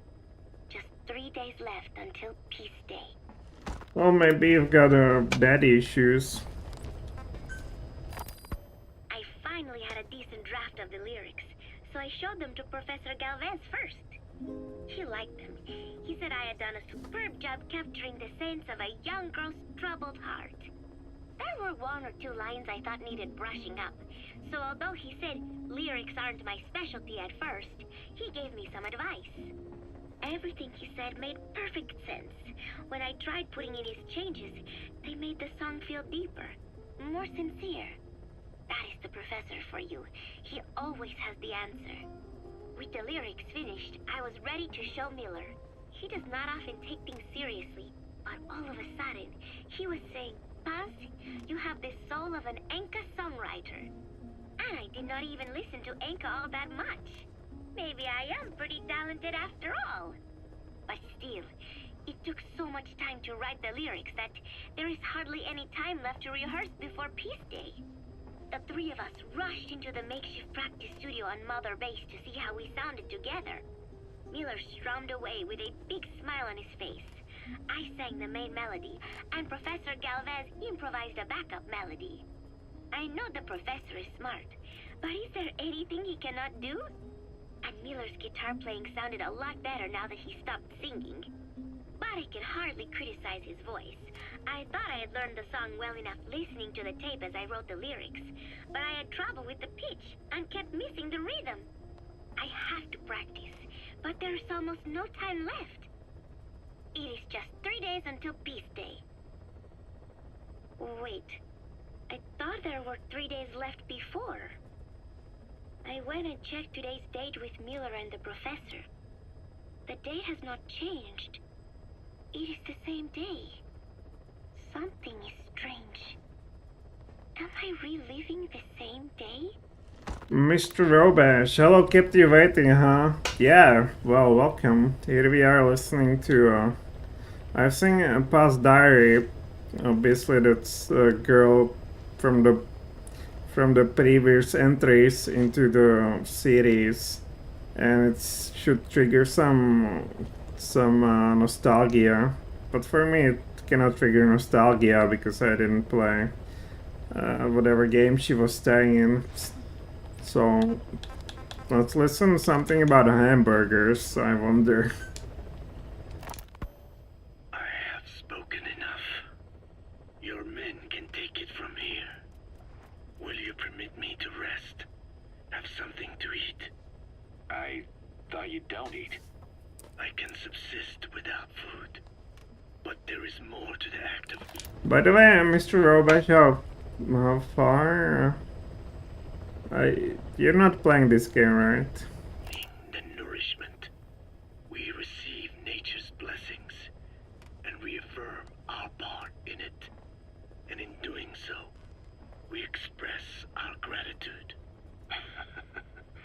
Sorry, it's, hearing you say you don't need to eat and that you're a part of nature in the same breath. Anyway, what can we get you? Not exactly a 5-star restaurant, but the kitchen's used to serving a lot of different appetites. Hamburgers. Hamburgers? Even we didn't have become American. A hamburger is called hamburger because it's from German city of Hamburg. And I think originally, as the story goes, the sailors needed something quick to eat between their shifts. So there was this. That's how hamburger was born. I eat them. And then Americans appropriate the hamburger. Unbelievable. Back home. And you just can't let them go. Well, as far as symbols of the American Empire go, hamburgers are pretty good. The victory of capitalism. Your people suffered so much at the hands of America. And you asked for hamburgers. We have suffered more than you can know. But I do not see hamburgers as an accomplishment. Well, hamburger did it. Come on. A single dish, providing a balanced helping of nature's blessings. Meat, grain, and vegetable. How could anyone hate such a magnificent thing? Says the guy who can survive on photosynthesis. Balance has nothing to do with it. You just like a good burger. That is also true. Be warned, though. I have very high standards. Don't worry. I do too. All right then. One good old-fashioned all-American icon coming up. I look forward to it. Well, I haven't had the hamburger since I don't know how long, forever. Now I'm a bit hungry. I hope you bought a better hamburger this time, Kazuhira. Right. Well, the last one was lacking in every way. The patty was too thin, the bun too dry, and the lettuce.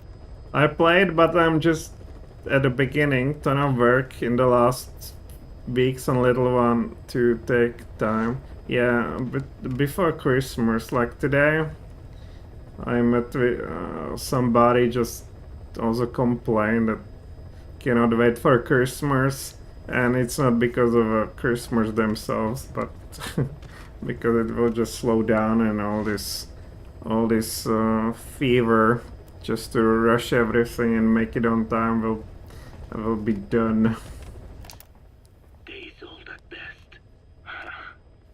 Hey, that was 100% all beef patty, and no shortening in the bun either. Nature's blessings, unadulterated, in hamburger form. Is that it? But when taste falls short, so does our gratitude to nature. Making such precious blessings unpalatable is sacrilege. I hate to admit it, but I think you're right. I should have known better than to settle for second best. That's why I had him run some more R&D, develop a new burger. In fact, one of our researchers just dropped by with the latest results. Here it is. See how you like this? We shall see indeed.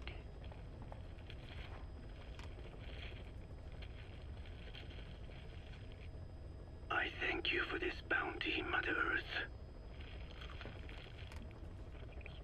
So, what's the verdict? Not bad. And? But it does not hold a candle to what I ate back home. Everyone's a critic. Damn it. I was sure the Kobe beef, but maybe we didn't have enough. If we had any more, we're cutting into our... Yeah, maybe some free time between Christmas and New Year. I will be at home from 19th of December till 5th of January, so like 16 days. It will be certainly not bad. Profits? We'll be taking a loss on every unit. What are you talking about? Huh? Oh, anyway, I'll be back with another round of product. I will be waiting. Did you say product? Yeah, this guy is criticizing hamburgers. Apparently, he's not hungry enough if he complains about ham not, about buns not being too good and all of that. I mean, yeah, the guy is just not hungry enough. What a clown. Feeling hungry, old timer? Old timer. I do not get hungry, no. But you have a new hamburger? You guessed it. And this time we used lamb. Lamb? You're not a lamb kind of guy? A hamburger is made of beef. Who ever heard of a hamburger without beef? Yeah, but we gotta stay fresh, stand out from our competition. You're what? Just give it a try. If you say so. Does the guy even have teeth to bite off the hamburger, the bun or whatever, the lamb? Need to check him, whether he's got any teeth at all.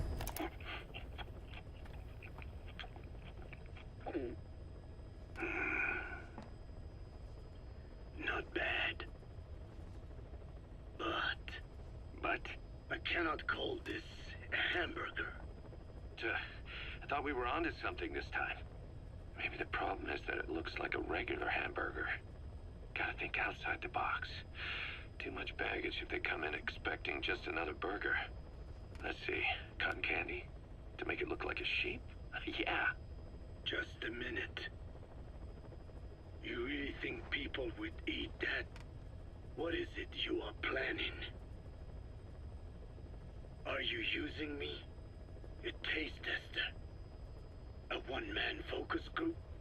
Well, actually, I already started. I got a place called, Miller's Maxi Buns. You are kidding me. Well, to be honest, business hasn't been great. No one seems to like my, buns. The Ocelot said Diamond Dog's budget did not add up. But you don't mean to tell me. What? No. Our black budget's got it all covered. I'm not embezzling GMP or anything. Still, let's not say anything to Snake, okay? Very well. However, Kazuhira, it takes more than premium ingredients and a clever recipe to satisfy the palate. Okay, so what do we do? The palate seeks one thing. Chemical additives. Chemical additives. There is nothing mysterious or spiritual about good flavor. The tongue simply identifies specific amino acids, which the brain then recognizes as appealing. Therefore, all that is needed is to chemically isolate those amino acids and incorporate them into your products. To be clear, I speak of flavor. The rest is irrelevant. That seems a little extreme. Yeah, like literally this is what's going on. Like you eat the entire pizza and then you just want another. It's just, you think about it, what the hell? Because if you eat like vegetable or something, you have a little bit and you're sated, right? But with these addicted food, it's like a drug. I don't like them all that much for it. Do not forget that I am a scientist after all. And using science. I think Miller keeps up the base with hamburgers. Maybe he's the founder of McDonald's. Oh, you know, if you try to enter the job market or you're a student and try to make some money on the side, well, the most obvious thing is to just go somewhere and flip burgers. There's plenty of such stories, so maybe the guy picked it up over there. But He just rediscovered his skills from way back when. For the benefit of others is the joy in seeking coexistence with nature's blessings. Not everything can remain in its natural form. When we fall ill, we must be treated. Otherwise, that very nature could cost us our lives. Agriculture is one of nature's many blessings. But through that process, we damage the surrounding vegetation. Yeah, this guy, he's right. Agriculture is a blessing. Every time I see a tractor plowing the open field, I get excited indeed. Yeah. Whether it's a massive farm or a tiny field, we always leave our mark on the land. The same is true of parasites. And for food preparation. If tapeworms in the raw meat of another animal enter the human body, they roam around trying to find their usual habitat. Sometimes even eating away at the brain in their confusion. So in looking through a scientific point of view, you see the necessity for processing food. Yes, it is also sometimes necessary to eliminate certain parasites, or selectively use or even modify others. Alternatively, we could say that if a man is part of nature, the work he does is also part of it. What is important is the balance. Yeah, you're right. Thanks, old-timer. You really opened my eyes. And the guy is just trolling him, unbelievable. Yeah, now the old man decided, is thinking like, why am I even trying? This ignorant beast here, you just cannot be educated. I fooled myself into thinking people today wanted high-quality, all-natural goods. But my favorite burgers were never about that. What they want is something like the first burger I had in America when I went to meet my dad. A Frankenburger loaded with additives. That's the America I knew and loved. I'll be back in a jiffy, old-timer. My next burger's gonna knock your socks off. Kazuhira, wait. What is important is how we balance the... quick for a one-legged man. Frankenburger. What kind of a dive did your old man take you to? And the last one. Rise and shine, old-timer. It is complete. I had our best and brightest working overtime, fine-tuning the greatest burger the world has ever known. I call it the chemical burger. What on earth is that color? Now, don't judge a burger by its color. Go on, try it. I am not very hungry. What? Oh, I get it. Now, sure, it's loaded with additives, but each one's been approved by the WHO for human consumption. Come on, one little bite's not gonna kill you. Are you sure of that? Fine.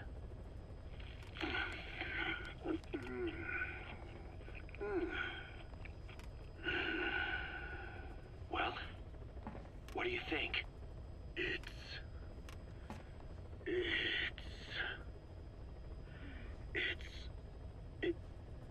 is perfect. Right? This takes me back to the taste of my youth. The neons. Chemical sounds like a reality show. What do you mean? I don't get the reference here. It's on the Mother Road. Oh, I can see them now. So, what do you think of our signs now? And it doesn't just taste great. You won't believe how cheap it is to make. And because it's pumped up with preservatives, it won't spoil easily in regions lacking refrigerated storage or transportation infrastructure. This bad boy could even solve Africa's hunger problem. Excuse me? People will no longer fight over food or find reason to hate one another.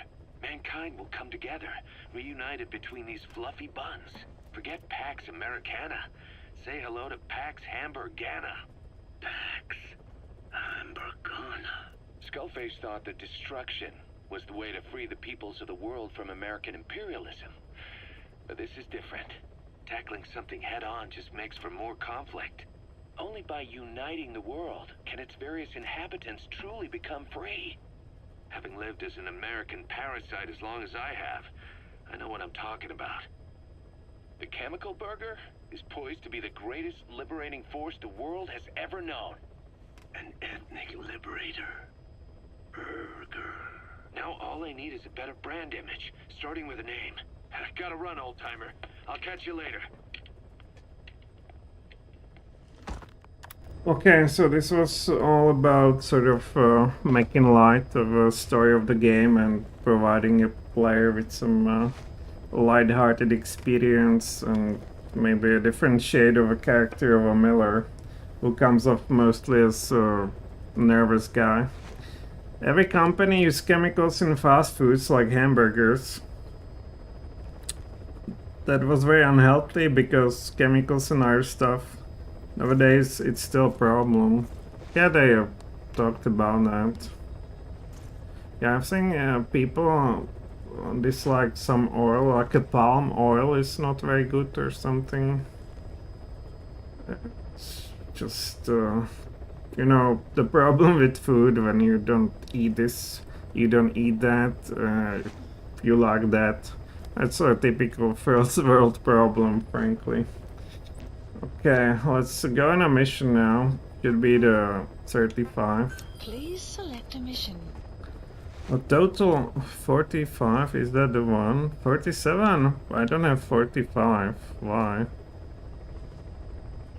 Why we skipped 35? Eliminate the CFA official. Yeah, I know this one. Total stealth? What?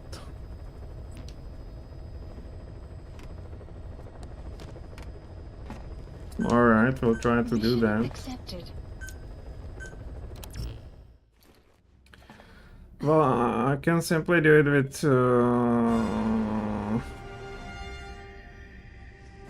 I don't know what. Let's just try something with artillery strike maybe while he's in a building.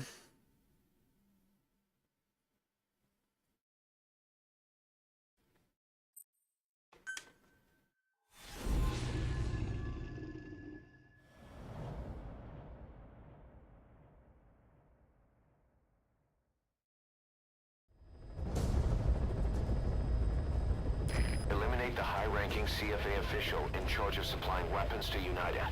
The target stays at Nova Braga Airport. Head to the airport first. Yeah, this was a very sort of difficult mission. And because he's staying in the inside of a house.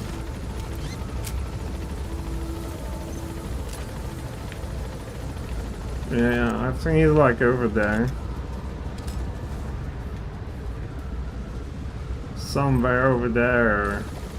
Over the rainbow. Couldn't I have water pistol though? Come on, maybe you can listen to something on the way. What would that be? Something that's maybe not too important. The map has been updated. Let's go with a Code Talker. Code Talker. Haven't seen you eat a single thing since you got here.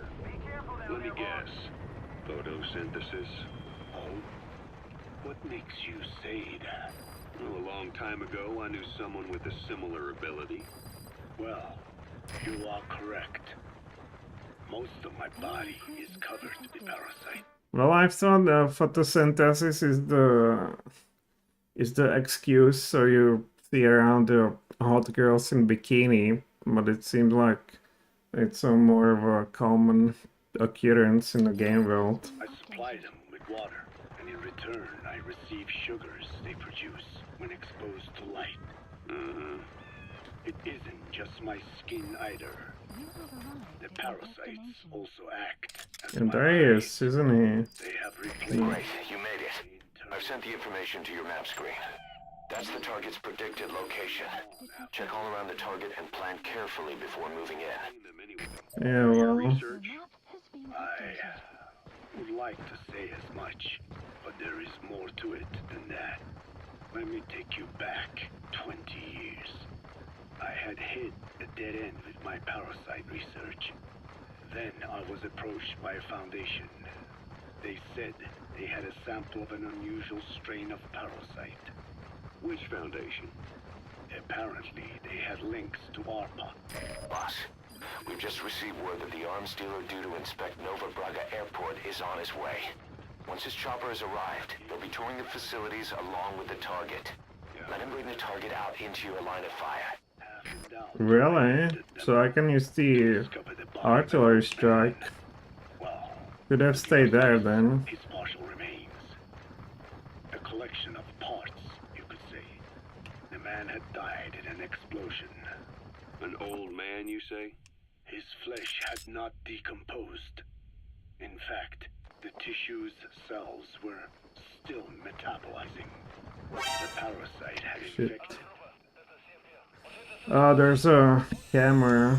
Mission failed, boss.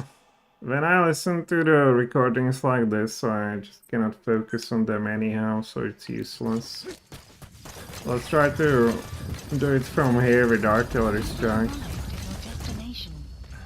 Where am I supposed? Yeah, over there. Great, you made it. I've sent the information to your map screen. That's the target's predicted location. Check all around the target and plan carefully before moving in. Complete. The map has been updated. There's some guy. Analysis complete. What about somebody other? Well, here was a security camera too. A gun camera. If it spots you, it'll give you a lead hello. Hello, hello. Here's the walkie. What else is there? Oh, this was fast. They catch you with the camera. Yeah, it's like today. You steal something and, you know, the camera was there. Actually, they have a camera all over the place, and still, I think they just say, yeah, I had some car issue and call the police to check their camera. And they said they're not authorized or something, or they would need to fill some paper, and it's not worth it. So that's how it goes. Oh, who's here? Analysis complete. What is that? A bird. Well, I'm expected the other kind of a bird. Not the...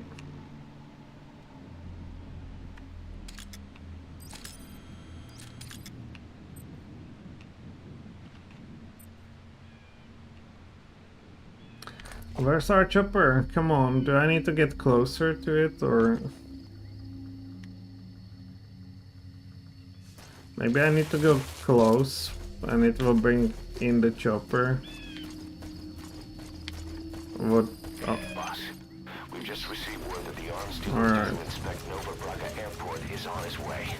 Once his chopper has arrived, they'll be touring the facilities along with the target. Let him bring the target out into your line of fire. Apparently you need to trigger it by moving forward, or it was just coincidence. There we go.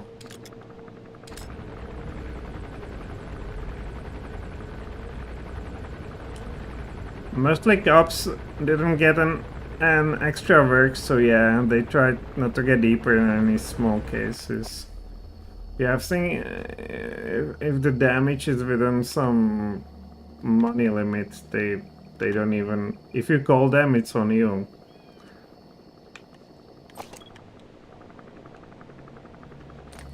Such is it. The chopper will be arriving any minute. Watch out. Yeah, I've seen if you're still in supermarket within a certain within a certain goods within a certain limit, you just won't be even thrown into jail or something.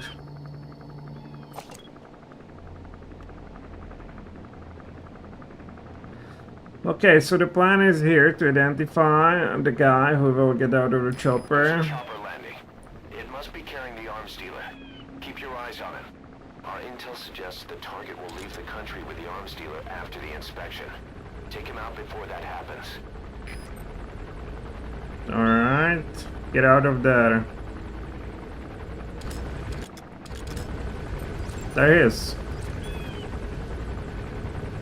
There he is, yeah. Analysis complete.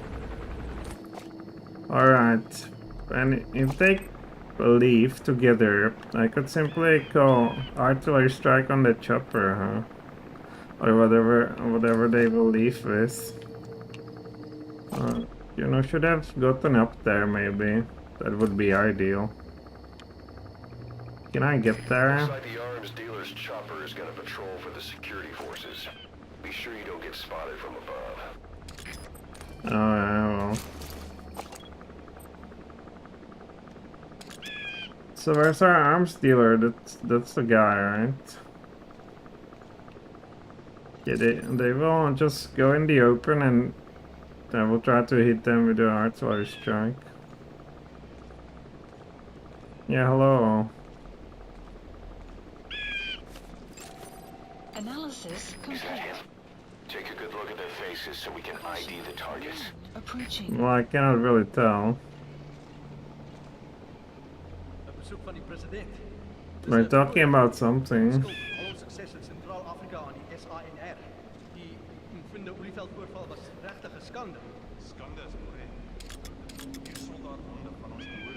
Intel radio.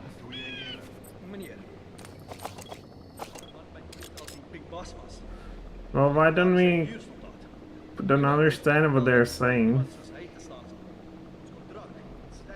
Oh, there's a sniper up there, look at him. Yeah, so our guy is here.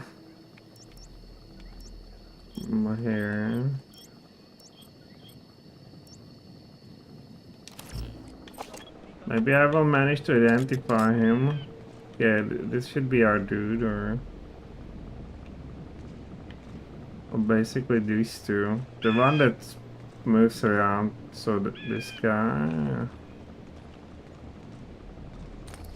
Yeah, I don't have a greatest vantage point. So this building is blocking it. Or maybe get out over there.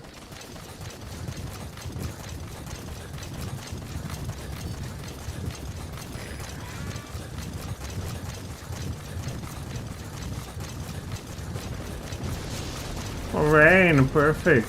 Could even see less in the rain than we would normally.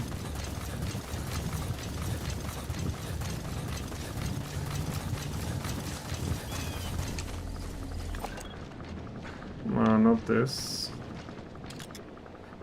Which one is it? Who's moving? We lost them. Oh, these two must be it.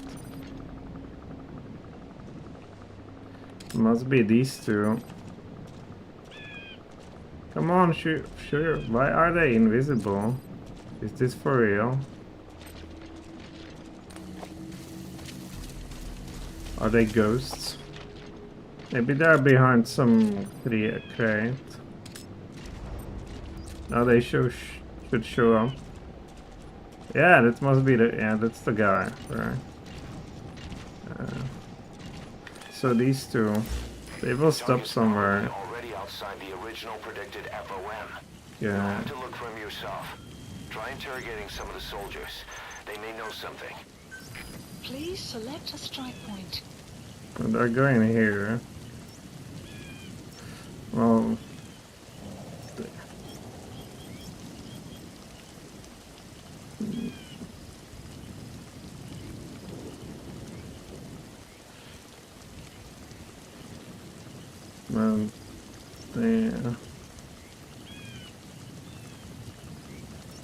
will they go through somewhere? It takes about 30 seconds to get through. Okay, they stopped here. Then we'll probably... No. Strike requested. Okay, stay there, guys. Come on, don't fail me. Hopefully it's close enough to get them. Shortly. Let's see. Okay, yeah, get out of there. I didn't get them. It didn't get the other guy. This one.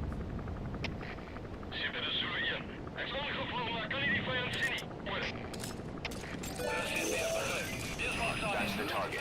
Looks like we found him. Updated. Yeah. Please select a strike point. Strike requested. Yeah, stay over there. Come on. In Hungary, they not care too much. It need to be above price. They may be. Yeah. I can imagine it's very similar everywhere.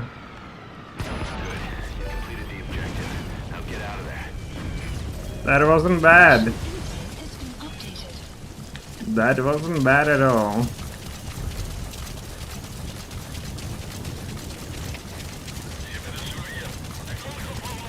Well, we can be pretty sure that the guy didn't make it.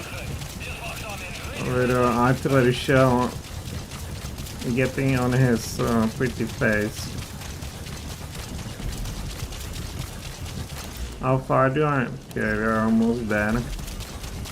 Exfiltrated. That's it. You've made it out of the hot zone. No sign of the enemy. Mission complete, boss.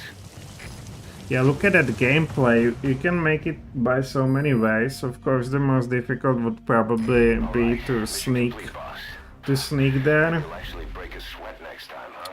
You can attack it with rockets on that robot. You can just plainly use guns and well, this is total stealth, obviously, but in its vanilla form, you can approach the mission multiple ways and just it shows you the depth of the gameplay. I have a huge respect for that.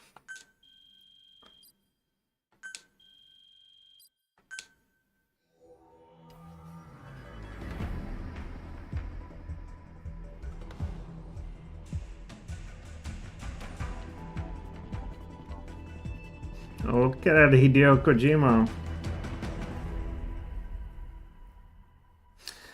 What they cooked for us. Okay, welcome. Boss, What's you there? next? We have a problem. The staff have found out everything that Emmerich's been up to. They're right on the edge. I need you to intervene before things get out of control. Get back to Mother Base ASAP. Man, can these guys handle something themselves without Big Boss? It's like a bunch of school children.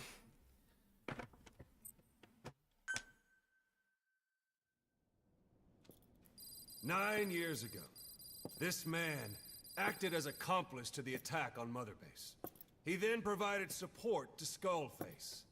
Conspiring with Eli, he repaired Sahelanthropus in secret. His research materials caused the leak at the quarantine facility, which in turn caused the Walbachia mutation, letting the parasites off their chains. We lost a lot of good men. He also stands accused of murdering one of his own family, hiding the body. I haven't killed anyone. The rest is all wrong, too. The inspection was supposed to help everyone. I sacrificed myself for my companions just as much as any of you. Why won't you believe me?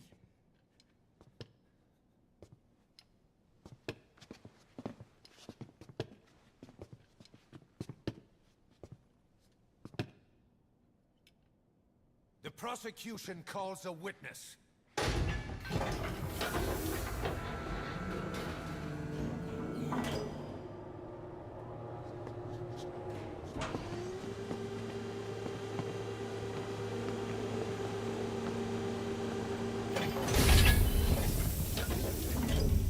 Strangelove's gravestone, haunted by her phantom. It's just a machine. Huey! Damn it, Huey! Open it now! Please! Let me out! Kill me! It recorded it all. Everything. Everything you did living together. How could a machine? You forced your own son into the cockpit of a Metal Gear, a test subject. How? His mother had to hide him away, and for that you locked her in that coffin. No! She did it herself! It was suicide! And even if I did, what right do you have? There's more. We have you to tell us everything you've done, everything you've thought, all this time. 9 years ago, you agreed to the inspection in return for Cypher's guarantee that you'd be spared. I thought... Funny, Kojima did this ending scene where we can see who did the game, of course. Kojima shows the longest to never forget who created all Metal Gear Solid games. Sadly, Konami wasn't interested to get more. Yeah, I'm very unhappy about it. He no longer works on Metal Gear Solid games because, at least this one, for me, it's kind of in this kind of genre. It's all I want, really. Yeah, nice gameplay. You can approach it by multiple play styles. If you feel like run and gun, you can do it in a tank even. You can do it if you want to stealth around and experiment. You can do it too with a bunch of these gadgets that you got. And I also enjoy the kind of story, the immersion, and the combination of realistic with frankly something insane. It's just too bad. On the other hand, he's been working on Metal Gear Solid since he was a young guy, so you can understand that he's probably full of it too. But it was real! We've reviewed into everything else that's happened since you arrived here. Please. Guilty! All counts. Kill him! Kill him! Kill him! Kill him!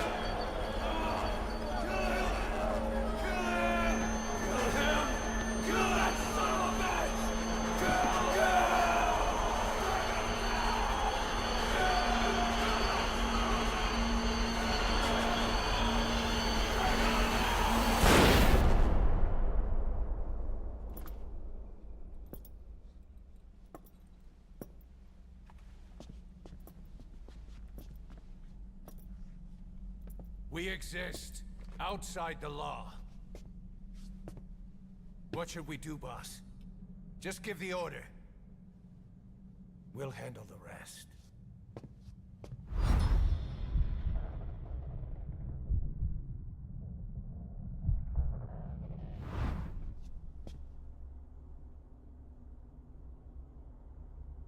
Prepare a life raft.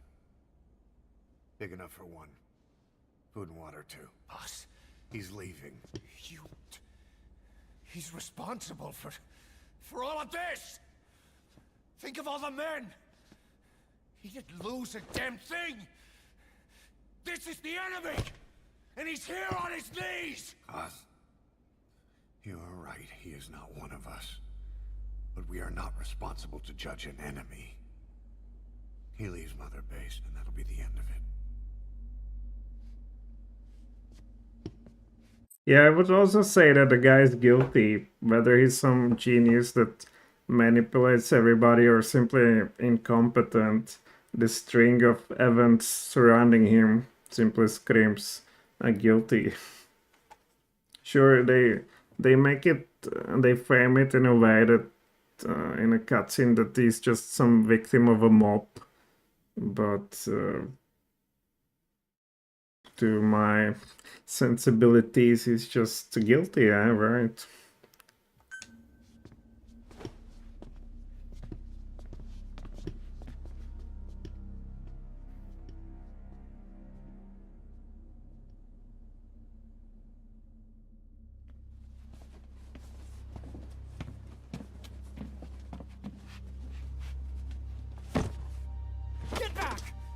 touch me! I'm innocent! You're the murderers! Snake! You should be in this boat! There'd have been no inspection if it weren't for your precious nuke!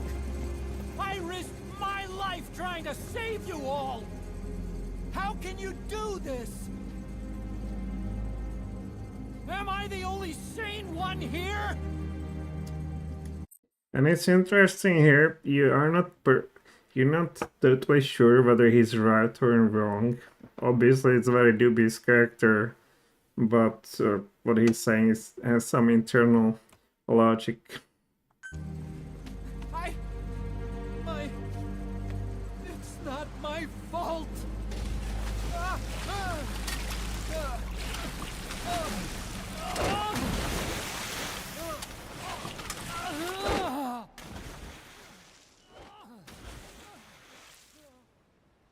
Look, you can't discard your phantoms forever, Doctor.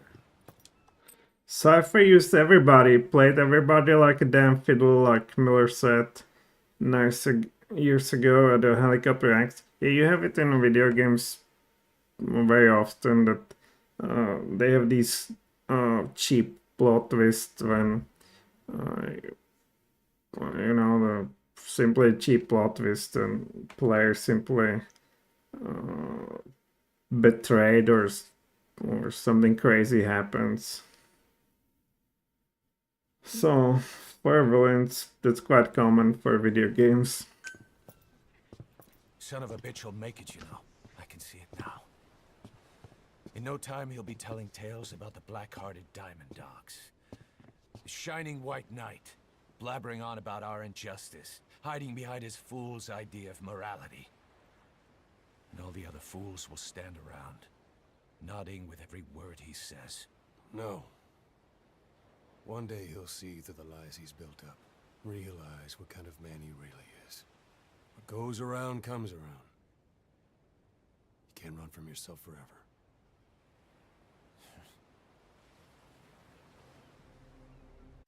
Yeah, and what goes for him goes for us too. And Snake knows it. Look at him. He knows it exactly.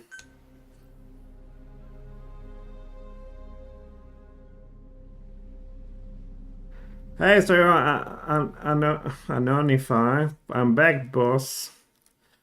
Alright, so sit in your chair, make yourself comfortable and tell me why am I in mission 47 and not 45? Otaku Spirit. I see you completed an mission and listened to hamburgers, yeah. The hamburger story was quite light-hearted. Oh. Side ops list updated. Boss, maybe you realize by now, but Mission 45 should come. Quiet's gone. No! She pulled her camo stun stowed away on a departing chopper. After pinpointing which she took, we figured out her destination. Afghanistan. Get after her. Only you can do this. Boss, I told you this would happen. I wish I could say good riddance, but Quiet knows too much about us. We can't just leave her out there. Remember what you told me when she first got here. One of these days, we're gonna have to kill her. When the time comes, I'll pull the trigger. I'd say that time has come. Oh my god, this is such a tragic game. And now it culminates. It's just devastating.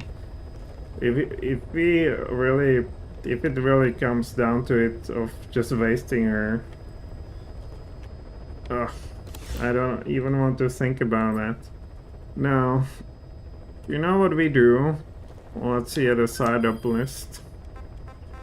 Well, there's here. Secure Quiet. Quiet has been captured. But that's mission 150. Quiet has been captured by the Soviet army and detained at a village, East Garpost. Well, here I'm a bit confused. And then mission list. Select a mission. Truth, the man who sold the world. So what should I play now? The hospital or Safe Quiet? I would like to also visit the pass because we have all the 10 guys, right? Yep. And I don't think there will be more. Once you do this mission, mission 45 will come, a quiet exit. But I already have mission 45, don't I?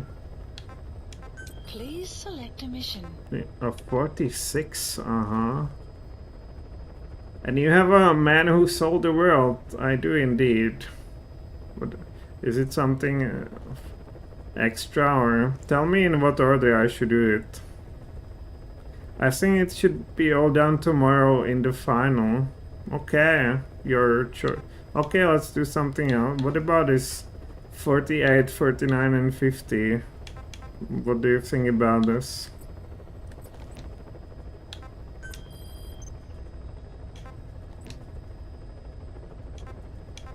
Please select a landing zone. Let's go to medical.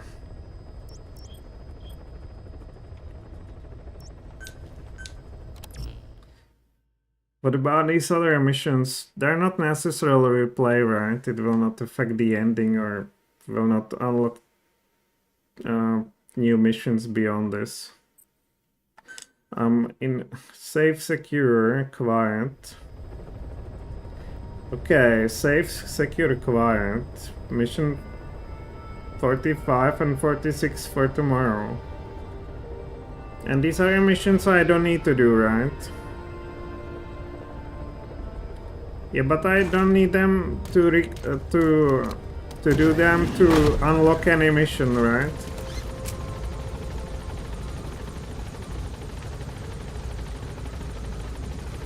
I believe mission 46, that's just the end, isn't it?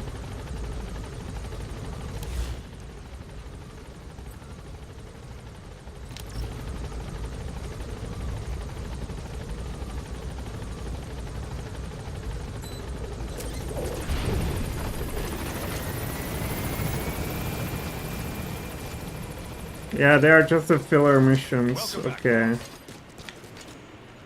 Main storyline is mission 46, a true final. Yeah, it's all gone, isn't it? Boss, you need combat support. Just let us know. She was here, wasn't she? In a cage. Yeah, I think... Boss, let's have a mock back. Or maybe somewhere else. Maybe she was somewhere else. Yeah, she was somewhere else.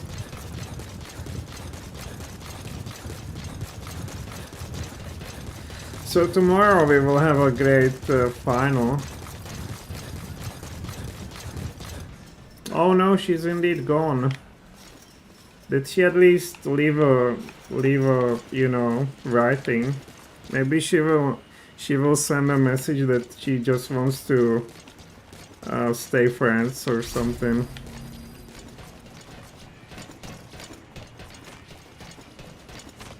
Now let's visit Paz. I have the final photograph for her. Thanks, by the way. No problem.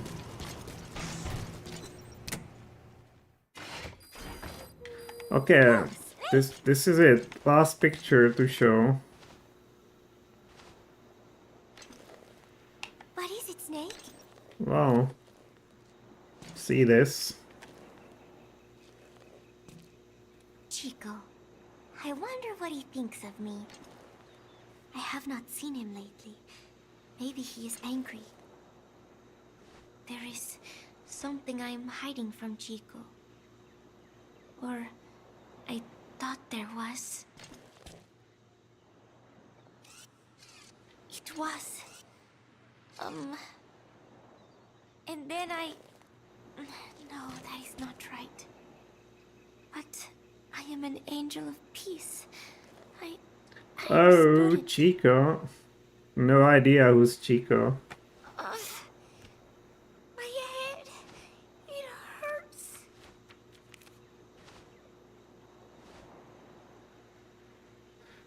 So this is all I got for hunting for these soldiers and bringing her the 10 photographs.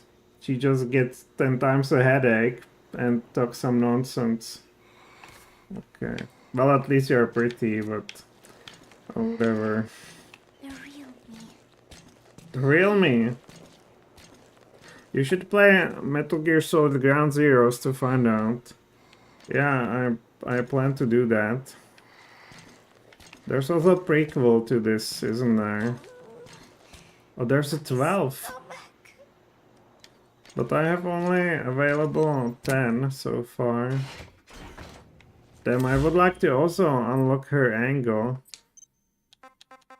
And whether she will get through it or what would be the conclusion. What is this? I don't care about this, come on. What? No care.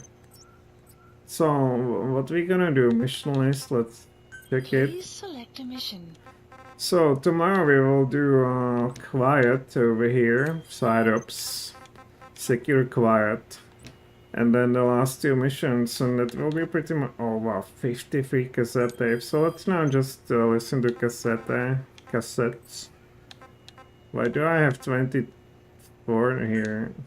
Okay. MGO trailer music, Sins of a Father. Man Who's... Yeah, this one. Yeah, I don't want to get copyright strike. Stop it! Okay. But I like that song. What? There's another. No, quickly, let's go with here. I want to thank you, Code Talker. Your pinpointing the cause of the vocal cord parasite's mutation enabled us to purge an enemy from Mother Base.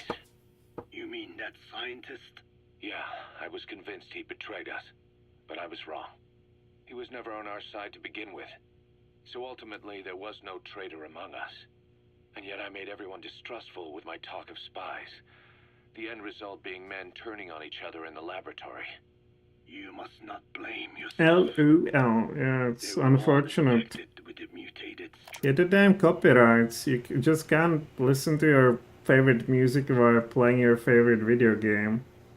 Because it's just, you know, you would steal 2 cents from some multinational company. The outcome would have been the same. You know, we defeated Skullface, but it didn't lessen our pain. It's a pain we'll never be rid of. I see that now, but I thought I could burn it away. In the end, all I burned was our own men. Infectious diseases, parasites. Without such foreign enemies, the immune system will start attacking the body, developing allergies and autoimmune diseases. The same is true of organizations. You're right. But I do not deserve to rebuke you. My desire to retaliate against the English language is what attracted me to the vocal cord parasites in the first place. Had it not been for that, I would never have been used by Skullface. We both allowed revenge to crawl into our minds and lay its eggs. Sahelanthropus will unleash that thirst unto the future. How long are we going to be tormented by what he left behind? There is no choice but to live with that pain. Be symbiotic with our vengeful nature. Whatever we do, we must not allow that thirst for revenge to control us. Now we have some nice conclusion to our internal struggles. Now let's listen. Are you gonna listen to tapes and stop? Or do something else? Yeah, I'm going to listen to tapes and stop. What do you mean do something else? There's no missions that would interest me now. I've seen all of them. Yeah, we'll just replay them. And the quiet and the other 2 missions will leave for tomorrow. Yeah, I like it very much. Snake, about the escaped children. Eli confessed. The cassette tapes are really nice, and they actually expand on the story and kind of what's the word, expand the narrative, and it just feels more immersive. It feels more immersive, and sort of these characters come more into life. Yeah, okay, thanks again for leaving for tomorrow. They built so much I didn't know. Yeah, here you have the Japanese precision. I mean, you've got that at work, some Japanese machinery. It's just, I can tell a lot of effort was put into that thing. But when you compare it for similar products from somewhere else. The way he tells it, they wanted to go back to the battlefield. Don't rob them of their freedom, he said. If you bring them all back, there will be consequences. Next, he'll be asking for our surrender. Consequences? What consequences? No idea. That's all I have for now. You're too attached to those kids. Stop protecting Eli. Listen to yourself. Let me question him, and we'll get some real answers. Not necessary. I'll report as... These cassette tapes build so much story as well. Yeah, I think I tried to listen to them at the beginning of the game, and it immediately drew me in. And I just picked up the habit, and certainly want to listen to them all. Maybe it's not best content for streaming, but okay, my phone is gonna die. Well, peace be with your phone. See you, boss. Thanks again for such a wonderful stream. I shall see you tomorrow for the final. Yeah, grab your popcorn. And tomorrow will be the final. There were so many I couldn't be bothered. Yeah, sure. It's whether ultimately it's up to you, right? So don't forget tomorrow to grab your popcorn, get a front seat, and we will get to the bottom of this. Maybe bring a handkerchief for all those all the what is the word, for all the tears we will shed. And when? Oh, that was quick. Boss, we found weapons in the children's section of the living quarters. As you know, weapons are strictly off limits. We've got some rule breakers.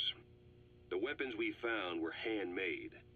Blades ground out of knives and forks, a couple of bow guns built out of scrap, and explosives made using... Thanks, man. Of course I will bring some for my tears. Yeah, I can tell it would be just not a happy ending. Maybe we will be left with a cliffhanger. Yeah, that's my prediction, that there will be a huge cliffhanger, as the Great Master intended probably to continue on it, but then he got axed by Konami, or yeah, they're called Konami. So I expect something bad and a cliffhanger. Surgeons. And get this. No, I'm correct. The writing is on the wall. The explosives were tightly packed with nails. The kids put the blame on, you guessed it, Eli. I guess that's what he meant by consequences. I questioned him about it, but this time he claimed they want to be put out on missions. Send us to the battlefield, he says. Miller, enough is enough. You've protected him too much already. Okay, for real, see you now. Yeah, bye. It's my turn to question him. Protected? What Eli's doing is issuing a threat. Comply with my demands or I'll respond with force. But it'll be war at this rate. Forks and soap aren't gonna kill us, but some of them will end up dead. Is that what you want? Now, I hate to say it, but they want to be on the battlefield. It's time you gave up this fantasy. Eli, he said they'd rise up against us if we bring the last kid back. There, you see? Ignore his demands. Don't let him return to quarters. That attitude is contagious. We'd lose control over them for good. For the time being, we've confiscated those handmade weapons. We're bumping up security and the number of psychiatric counselors. As for Eli, he needs some very special care. you mean solitary? Well, we can't leave him in contact with the other kids. If you won't do it, I will. Boss, keep working on extracting those kids.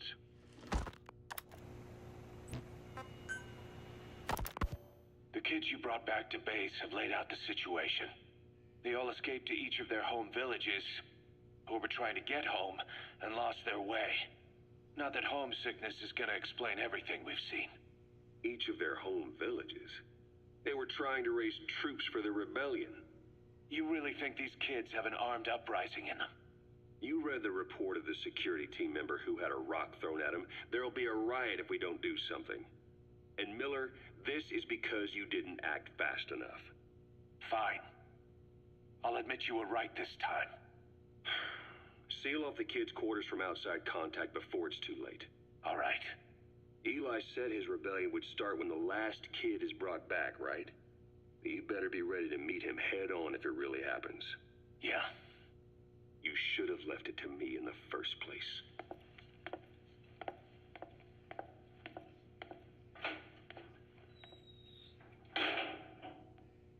Boss, they're just kids.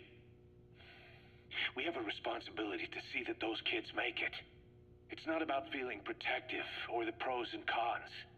I hate kids. That's exactly what I heard from the people who raised me. People who abandoned me, more like. That's the spark that kept me going, you know?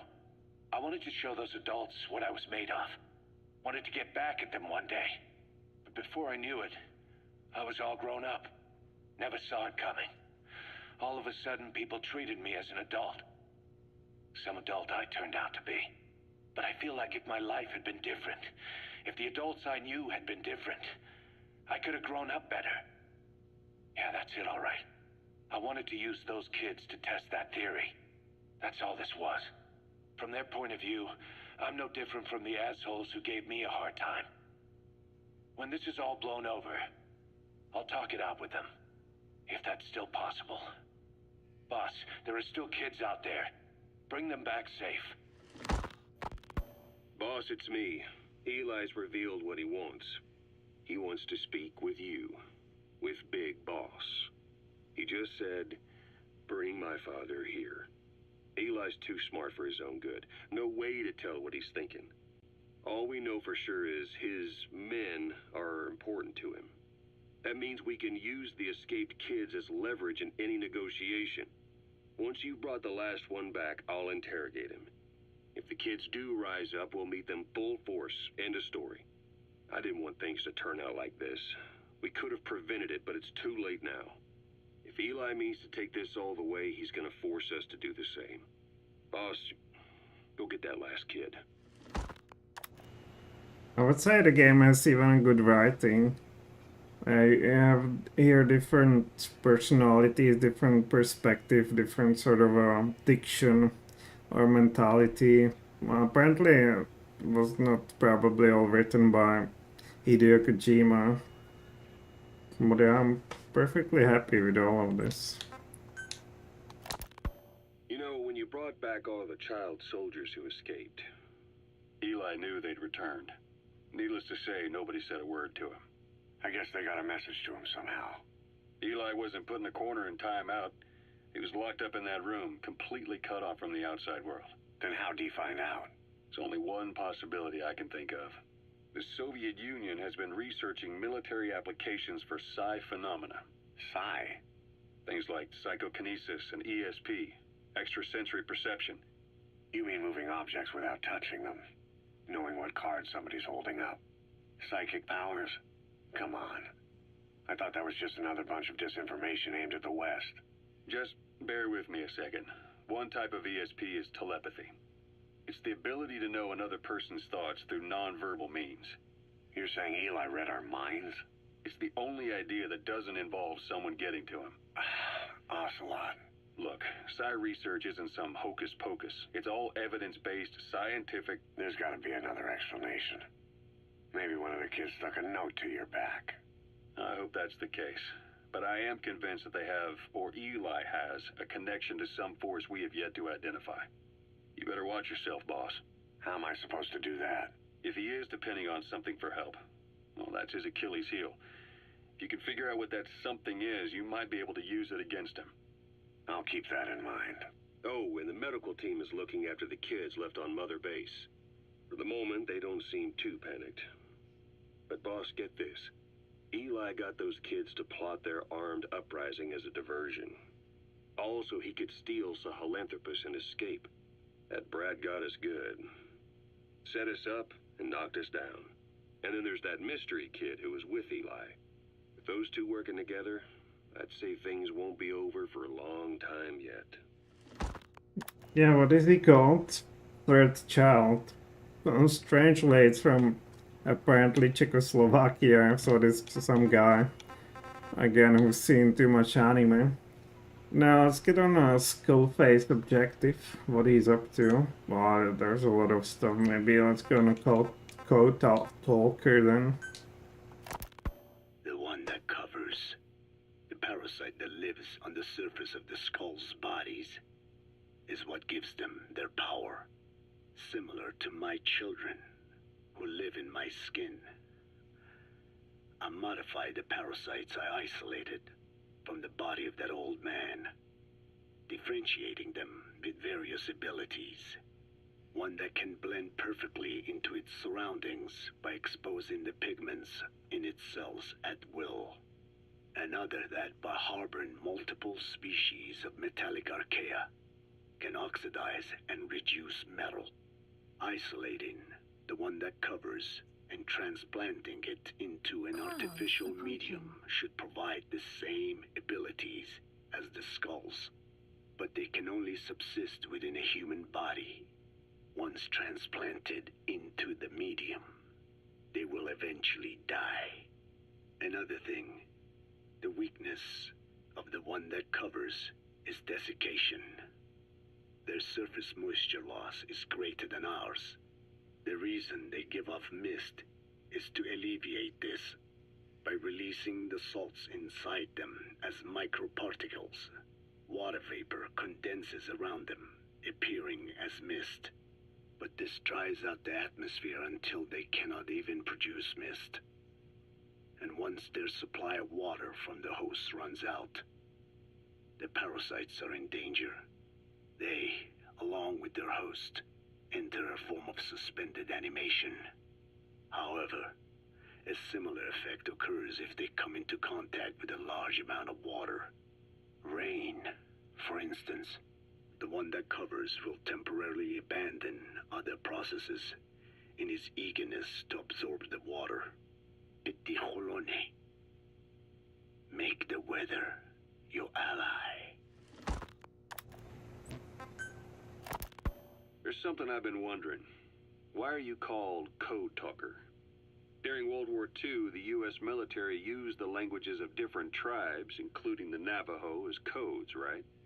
I know the term Code Talker was used to mean people sent to the battlefield to speak in those codes. Were you one of them? Our mother tongue was indeed used for war. But I did not go. I was already over the conscription age. However, I was made to help craft the codes that were spoken. So in a wider sense, you could call me a code talker for that. Navajo is a complex language, and virtually no one outside the U.S. speaks it. They must have thought it was the perfect language to use as a code. Yeah, in the end, the Japanese never cracked it. The cipher is king in information warfare. Of course, they didn't simply speak in Navajo. They created substitutions for words according to a code book, and then translated those into our language. Young Diné was sent to the front lines of the Pacific Theater as code talkers. To fight is an honor for the Diné. They were the pride of our people. But I cannot say this history brings me joy. Words are alive. When they are spoken, life is breathed into them. They become a part of the listener. Our words were transformed into lifeless ciphers and used for war. This, after the Black Ana spent generations suppressing the language. Yeah, I'm sorry. So I guess we shouldn't be calling you Code Talker, huh? No, I do not mind. The reason Skullface called me Code Talker was because I also am responsible for coding language into the vocal cord parasites. I am the same as those young warriors, used for a cipher's sake. I must never forget that. The name, Code Talker, is a lesson carved into my being. You said Skullface ordered you to weaponize the vocal cord parasites. But you also said he wasn't the reason. And he wasn't. I was seduced by the parasites. That is a fact. How? You mean from your curiosity as a scientist? That I cannot deny. But there is more to it. The story goes back to the 19th century, to my earliest memory. One day, a man from the government visited our Hogan, our home. I cried as he yanked me from my mother's arms and took me away to an Indian boarding school. From that day forward, I became George. This was the name my teacher gave me. I was forced to give up my Dine name, forbidden from speaking anything but English. If we dared utter a word of filthy Navajo, the teacher made us eat a bar of soap. Yeah, that was the U.S. government's education policy for Native Americans. To erase our words was like erasing our people. Their education was tantamount to ethnic cleansing. Over time, the overt persecution of our language stopped. But to this day, it continues to be eaten away by the lingua franca, that is English. Many of the Dine outside the reservations can speak nothing else. And it isn't just our language. Across the world, minority languages are being destroyed by dominant languages. Many are on the verge of extinction. Enter the vocal cord parasites.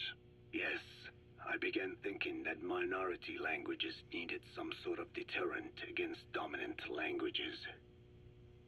In order that their peoples and cultures would survive. It was then that I came across literature at the Foundation claiming that man acquired language thanks to a type of parasite, one that distinguishes between languages as a precursor to reproduction. If I could just resurrect it, make it more pathogenic, I would have my deterrent against English. But I failed to hide that aim from Skullface. He noticed. Yes, I wanted to retaliate against the English language, though never did I intend to actually use it as he planned. What? There's something I've Oh been my god. Well, this guy also is, I would say, guilty. He's also some mad scientist that got absolutely out of hand. Killed people directly, and well, not directly, but indirectly. We should also put this guy somewhere. Why are you called Code Talker? Well, how do I go forward now? Yeah, here. You Code Talker, huh? No, I do not mind. The reason Skullface called me Code Talker was because I also am responsible for coding language into the vocal cord parasites. I am the same as those young warriors, used for a cipher's sake. I must never forget that. The name, Code Talker, is a lesson carved into my being. You said Skullface ordered you to weaponize the vocal cord parasites. But you also said he wasn't the reason. And he wasn't. I was seduced by the parasites.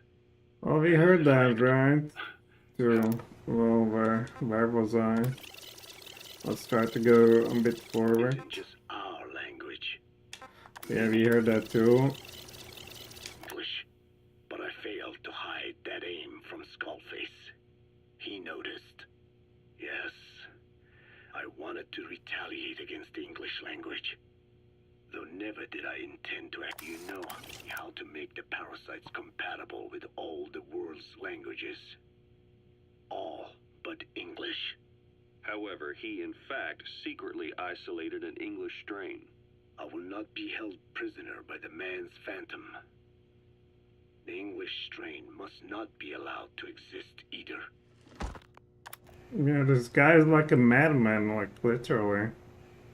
He's one of the main villains of this whole plot, I would say, and nobody says a word.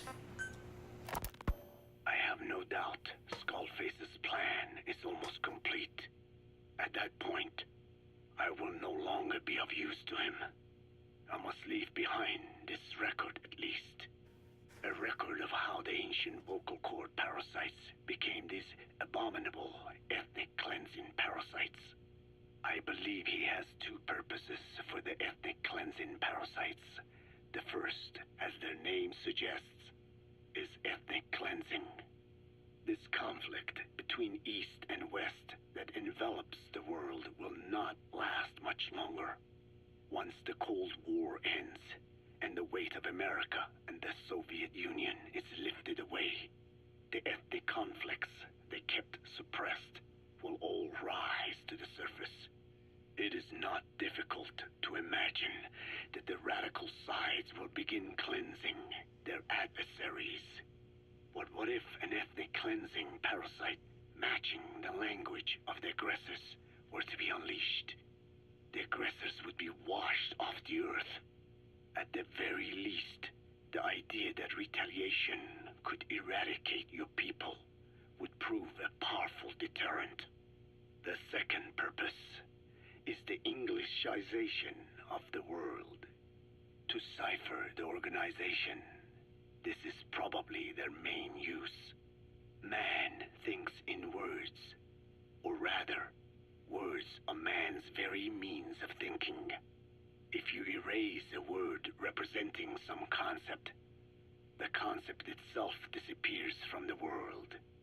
Nishone means beautiful in Navajo, but the image that comes to mind when we say Nishone differs from the Blagana's beautiful. An azure sky, a rolling landscape, lush greenery. The meaning we place in Nishone has its roots in Dene culture. If we lose the word Nishone, the images of our beautiful homeland would be washed away into oblivion along with it, just as Orwell indicated years ago. Cipher, being based in America, is pushing Englishization for this very reason. Suppose all 5 billion people on this planet come to read, speak, and think in English. Their wills could also be streamlined under English. Cipher's control would be all the easier. Economic governance would progress in leaps and bounds. The ethnic cleansing parasites would be a great aid in accomplishing this goal. There is no need to destroy every language besides English. All they need to do is weaken other dominant languages competing with it. Russian, Chinese, Arabic. If people know they risk their lives speaking such languages, they will flock to the lingua franca that is English. Cipher need not even focus attention on smaller languages. After all, they are already being eaten away by English. Business, education, film, commodities. English has permeated every area of global society. I can see this when I look at young Dene. Caution, Some of them rain approaching. have already lost their grasp of the Navajo language. It is said that over 2,000 languages of the world are facing extinction. This very moment, cultural concepts and forms of expression are disappearing forever. The spread of electronic networks gives greater meaning to Englishization. Networks have no national borders. By basing them on a single language, they can penetrate deeper into and between people. That basic point of unity provides the ideal environment for someone who aims to control people's wills. But how does this differ from building the Tower of Babel? The ethnic cleansing parasites attempt to rob man of his words. Such irony. It was the vocal cord parasites that gave words to him in the first place. Ancient man had no language, unable to produce complex sounds due to the structure of the throat. He could communicate only through simple vocalizations and gestures. Then the vocal cord parasites infected his larynx. Man's transition to walking upright did not gift him solely with intelligence, but also with his voice. At the time, the vocal cord parasites never harmed man. They merely took a small measure of nourishment. In fact, you could call it a symbiotic relationship. Some animal species use particular vocalization patterns to attract a female and reproduce. Songbirds, certain insects, and also the vocal cord parasites. The difference is that the parasites themselves did not produce sounds.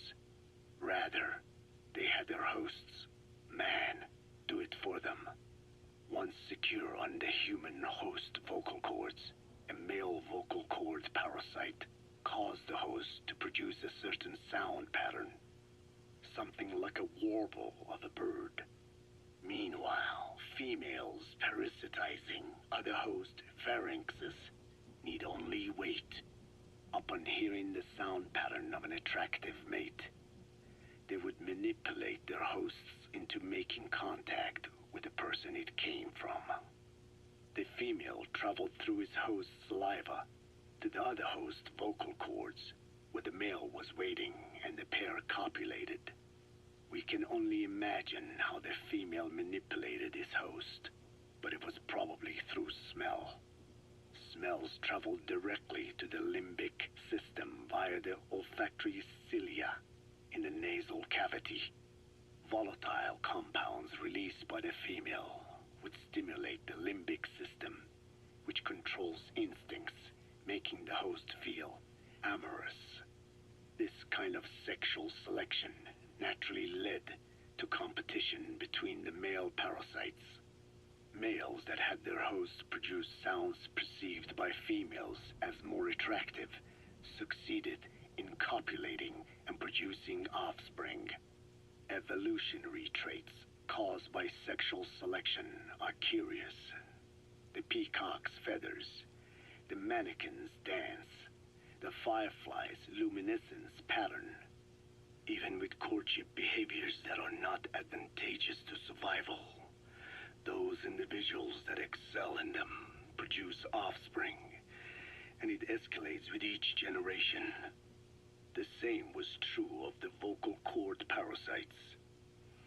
Courtship vocalization rhythms and intonations became more sophisticated, and in order for man to produce such sounds, they had to alter his vocal organs. By lowering the position of the larynx and developing resonating chambers, they enabled more complex pronunciations. But that was not all. The vocal cord parasites activated a transcription factor that would later control man's language ability. A protein that, due to its appearance, is called forkhead box protein P2, or FOXP2. Activating this transcription factor led to the development of brain function capable of creating sophisticated frequency changes. This was the pinnacle of the vocal cord parasite's prosperity. However, this sophisticated pronunciation control was too useful for man to ignore. Once human sexual activity ceased to be only seasonal, and having lost pigment-based sexual characteristics, distinctive vocalizations became the most effective means for humans to attract mates as well. Combined with logic pathways hardwired into the brain, or universal grammar, it was not long before advanced communication was possible. This was the birth of Language. Luckily for man, it was around this time that a particular retrovirus was circulating. While not lethal, it infected not only man, but the vocal cord parasites as well. It is presumed that this virus removed part of the parasite's DNA and reverse transcribed it into man's reproductive cells. It was a vector. Among the genes it transcribed were the ones responsible for the production of language. The vocal cord parasite's vocalization genes were written into the human genome. The parasites were no longer of any use to man now. Man could use his voice as he pleased, when he pleased, hindering the parasite's courtship vocalizations. Having lost their opportunity to reproduce, the parasites died out, leaving behind only the transcribed genes. The vocal cord parasites were once in symbiosis with man. Its genes even became a part of his. Humans and parasites are extremely close. As such, it will be extremely difficult for man's immune system to eliminate the vocal cord parasites. Even cutting them out will be no simple matter, which is exactly why these ethnic cleansing parasites are such a formidable weapon. The rise of the vocal cord parasites goes back approximately 300 million years to the Permian period. At that time, they were not even parasites, but predatory autotrophs. They are believed to have been the common ancestor to the Pentastomida and the Cyclops genus of copepods. However, Earth's environment underwent a violent change at the end of the Permian period. The cause is unclear, but evidence suggests that over 90% of the Earth's organisms at that time died out. The most pronounced threat to the proto-parasites was the severe reduction in oxygen concentration. The result was cladogenesis, a splitting that gave birth to a new strain that could parasitize other organisms' respiratory apparatus. This survival tactic helped lower their oxygen consumption, and inhabiting the throat kept them securely in contact with inhaled air. The best survivors were those that parasitized the reptiles that flourished at the time. Entering the Triassic period, the reptiles evolved into dinosaurs, and the proto-parasites shared in their success. Dinosaurs developed respiratory organs called air sacs to adapt to the low oxygen environment. These in particular helped the proto-parasites thrive. But another trial awaited them. The end of the Triassic period saw another drastic change in the Earth's environment.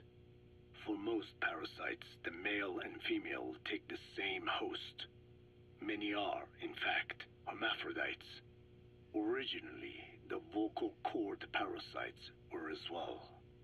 But for any strain to ride out a severe environmental change, it must secure a steady pool of genetic diversity. Another split. Now the newest strain procreated with mates found in other hosts. And in order to increase its encounters with those mates, the new strain utilized the voice of its host. They came to inhabit the host's vocal cords. This truly was the birth of the vocal cord parasite. The parasites developed the host's pharynx to form resonating chambers and used them to produce sophisticated mating calls. The relatively upright posture of the dinosaurs was important in this, because the crooked L-shaped pharynx was more suited to the development of resonating chambers. These developments ushered in a time of great prosperity for the parasites. But for the third time, the parasites had a major hurdle to overcome. The meteorite impact at the end of the Cretaceous period, which spelled the end of the dinosaurs. With their hosts extinct, the vocal cord parasites had no option but to find a new habitat. Birds. As genetic successors to the dinosaurs, with functioning air sac apparatus already in place, birds were the perfect choice. But the parasites could not survive in birds that flew at high altitudes with thinner air. So they parasitized ground-dwelling birds and altered their respiratory system for the sake of reproduction. They gave the birds the means to produce sophisticated sounds, the syrinx responsible for chirping. This is the proof that points to activation of FOXP2 in songbirds as well as humans. The Cenozoic era began with a rise in oxygen concentration, which helped mammals to evolve and increase in size. The parasites then shifted to humans as a more effective host. Humans' bipedal upright walking meant that our throats could support larger resonating chambers. At first, vocal cord parasites entered humans using birds as their intermediate host. But eventually they changed to conducting their entire life cycle within human hosts. What happened next is as I have already described. People took the vocalizing prowess given them by the parasites and made it language, and once the parasites could no longer use it as their mating call, they died out. Or in other words, the parasites overcame all evolutionary hurdles except humanity. Skullface shared his opinion on this matter. He said the Ethnic Cleansers Project was sure to succeed. After all, the parasites had a grudge against us humans. To think we awoke them after such a long slumber, just so they could sate their thirst for vengeance. It is terrible, unforgivable, and yet, it is what I have done. I learned of the... Yeah, exactly. This guy... Oh, whatever. How do I... This guy's a massive villain in this game. And nobody says a word. They don't throw him anywhere. They don't put him in trial. There's nothing. Cord parasite's existence in literature. They don't even mention it to him. He just telling it himself, and nobody gives a damn. Belonging to the Foundation. It was little more than a theory. The question was, why does only Homo sapiens among all primates have highly developed language? Human versus everything else.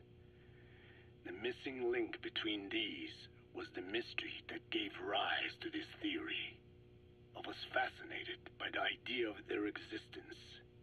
In the Dene creation myth, the Neyo Dene, who first inhabited the world, were insect-like creatures.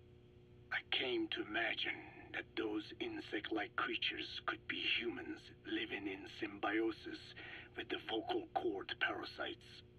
But I had not the faintest idea of how I could resurrect them. That is when Skullface came to me. What he offered me was not just assistance with my metallic archaea research.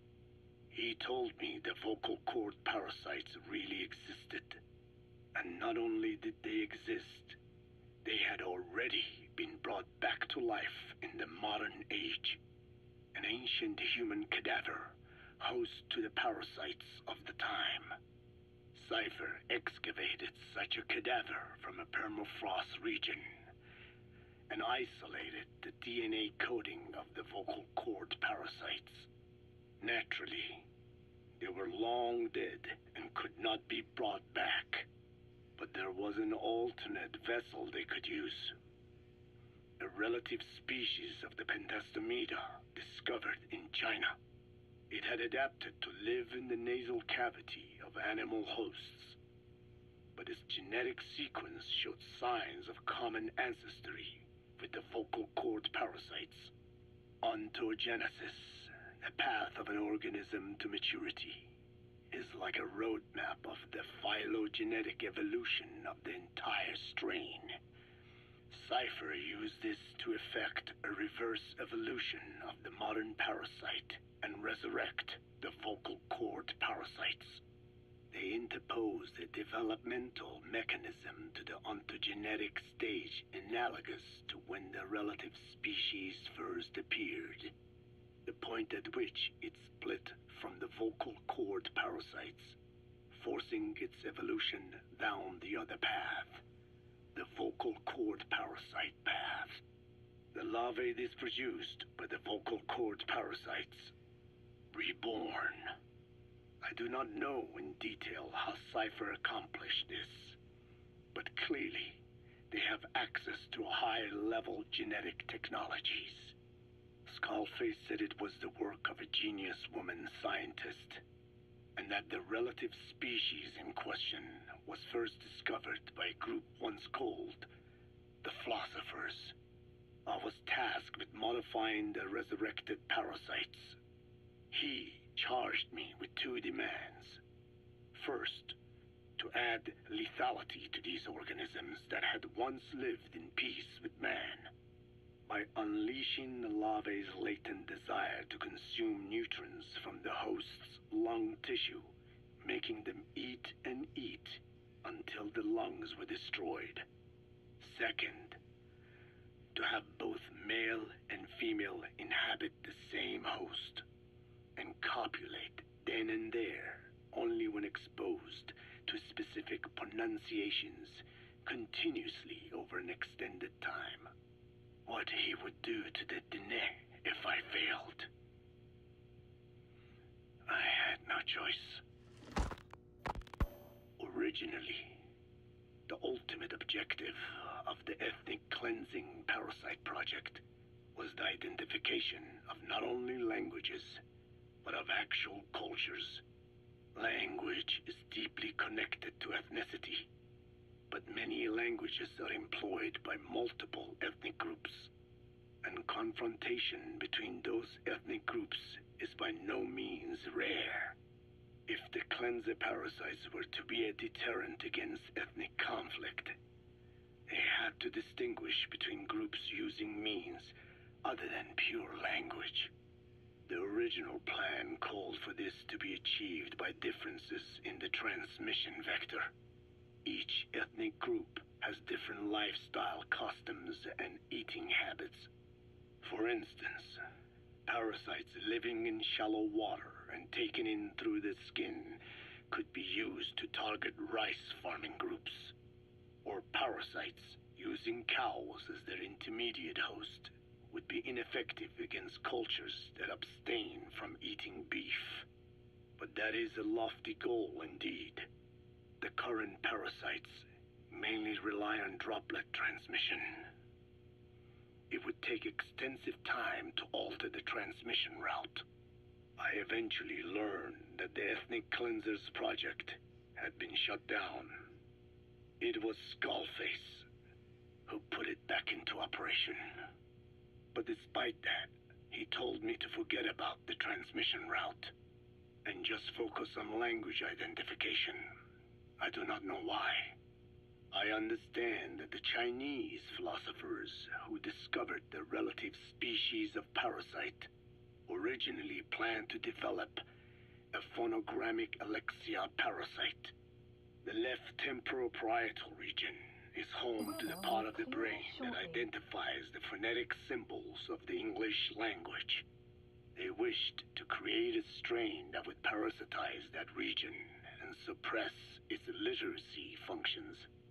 The brain area responsible for identifying the logographs of Chinese, meanwhile, is in the left middle frontal gyrus, meaning that even if native speakers of Chinese were infected with the parasite, the literacy would be unaffected. Old and new, east and west, there is no limit to the delusions of those in power. But this delusion threatens to become a reality. I have to do something to stop this. There must be something I can do. It's a quite nice story and thought through from the beginning, from the supposed origins all the way to the technocratic use of such a tool, let's say. It appears I was looking at things wrong. What do you mean? All of you. Until now, I had thought of your organization, Diamond Dogs, as a superorganism. You'll have to explain that one. The term refers to a unit of eusocial insects like ants or bees. While made up of many individuals, they behave as though they are one organism, with the queen as their nerve center. The close ties you share here reminded me of that. Well, the boss's efforts do pull us all together. I was not finished. I'm speaking in terms of homogeneity. You come from all walks of life, do you not?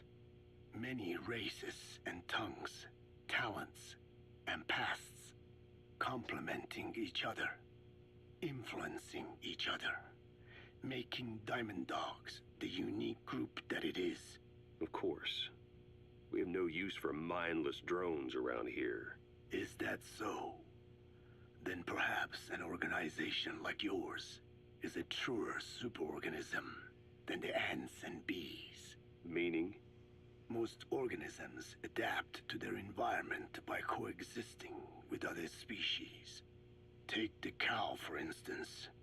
Its rumen, the first stomach, contains an incredible number of bacteria which digest the food it has consumed. Without their help, the cow could not break down the fiber in grasses. The cow has to outsource its means of survival to them. You don't say. Man is the same. Some 100 trillion bacteria live inside the human intestines. Without the bacteria, they could not function properly. And it does not stop there. The stomach, the mouth, the skin, even the placenta contains bacteria that coexist with us. The same is true of parasites. In fact, the human immune system has evolved based on parasites being a part of it. Without them, the immune system can run amok and even damage other parts of the body. This is all very interesting, but what does it have to do with Diamond Dogs? A harmonious superorganism is made up not of a group of homogeneous individuals, but of diverse individuals that complement each other. That is what I saw in your group here. Then it occurred to me that man is a superorganism. Man's phenotype is not determined solely by his genetics. Some say if you mapped the genomes of all bacteria in the human body, the result would be over 100 times bigger than the human genome. The sum of man's genome and those of the organisms he coexists with, call it a metagenome, creates the superorganism we know as a human being. Well, now that's quite a leap. You think so? Then try a broader perspective. If our world were a human body, you would be parasites. You make a living by doing the dirty work that the world powers cannot handle themselves. From their perspective, you are likely a nuisance. But without you, pus would build up around the world, and autotoxemia, self-poisoning, would follow. The world needs your kind. Thank goodness for that. Skullfaced forced me to turn parasites into weapons. Creatures with which we are supposed to coexist. Meanwhile, that foundation I worked with focused solely on the human genome, apparently thinking that manipulating it would get them whatever new form they want. Both ways are mistakes. Neither is a true superorganism. I am Dine. By speaking with those living inside me, we enhance one another and enjoy harmonious growth. Such was the original purpose of my research. You have made me remember this. Well, it's an honor. You can travel the world, but you won't find another place like this. If the whole world was like this base, I think the peoples of the world would bid farewell to fighting for good. Maybe that's what the boss wanted in the end. And we ended the whole Cold Talker sequence on a happy note. I've seen this one was especially impressive in a sense that the plot of the game is centered around the vocal cord parasites, and here they went detailed from the supposed evolution of that 300 million years ago to the day today, and how how these various organisms affect each other, how these various organisms come and go.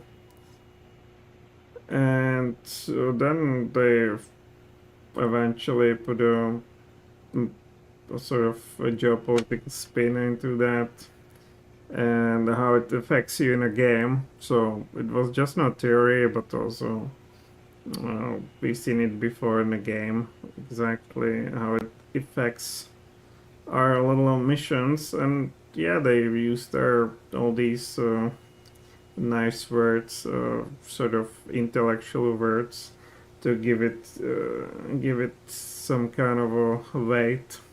Yeah, I think that's how it should be done, and really impressive. Also, the amount of crap you need to study and know just for this to put it in a video game, maybe that's even more mind-blowing than the whole plot itself. Now let's go on a Skullface. It's probably going to be something similar. Skullface has finally burned out. The world is rid of his existence at last. Was he still alive? You could say that. But you could also say he'd been dead for decades. What's that supposed to mean? Biologically speaking, it's hard to say how much was his life. Side effects from the treatment? No. The primary effect. Keeping a dying host alive as long as possible. That is the whole point. But in the end, he grew too dependent on his children. As if he had any other way to keep on living. He first underwent parasite therapy before the Soviet Union became his home. His body was horribly burned.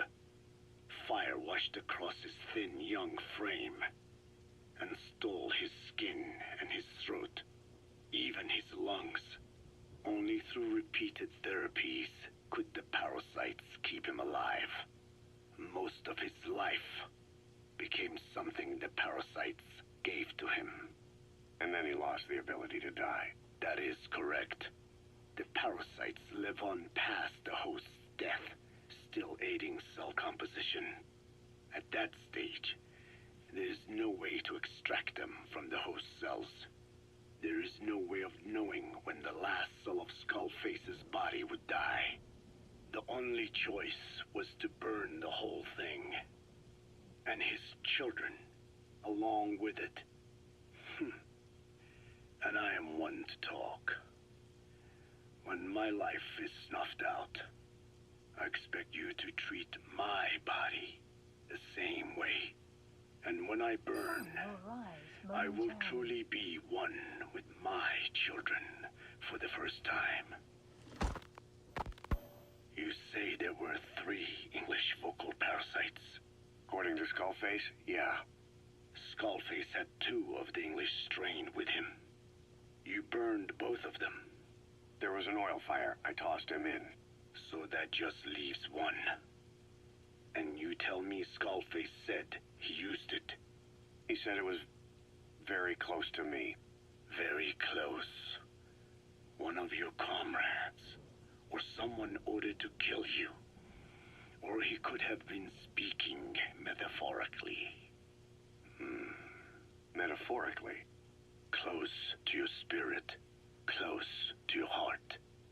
Someone who either loves you or despises you. The second one makes a long list. Whichever it is, act with caution. Skullface implanted someone with the English language strain. Who it is irrelevant. Why? I tell you what Skullface really meant. Very close to you means you will be exposed. All the infected here have been given the Wolbachia. Even if the vocal cord parasites infect them now, they cannot reproduce. But if there's a different host among us, host to the English strain. If that were the case, we'd see the symptoms. What about the non-English speakers? We have plenty of those, but the staff use English as a common language. But if that someone has not spoken English yet, and begins to speak it now, there'd be another outbreak. The final mating pair of the English strain must be found immediately. Skullface is gone, but his threat still remains. Oh, well, Skullface has finally burned. man, how do I... 3 English vocal Oh my parasites. god. According to Is it like quiet, really? This could be quiet, right? The English strain with him. You burned both of them. No, how There was an I oil do fire. I this? tossed him in. So that Man, how do I... Oh, it's not this. Here. It could be like a quiet then. She haven't spoken. What did they say again? Skullface has Or fallen. was it in here? You say there were 3 English vocal parasites. No, how do I do it Skullface? again? Yes, Skullface. There'd be another outbreak. The final mating. There'd be another. What Skullface really meant. Very close to you means you will be exposed. All the infected here have been given the Wolbachia. Even if the vocal cord parasites infect them now, they cannot reproduce. But if there's a different host among us, host to the English strain. If that were the case, we'd see the symptoms. What about the non-English speakers? Yeah, this must be quiet, right? We have plenty of those, but the staff use English as a common language. But if that someone has not spoken English yet, and begins to speak it now, there'd be another outbreak.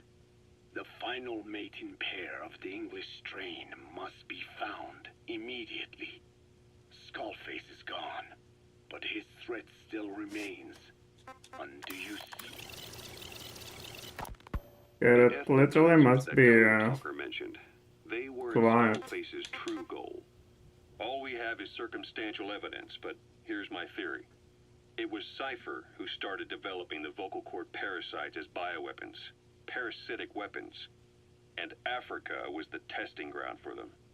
As Code Talker said, their purpose is the ethnic cleansing of only those who speak a particular language.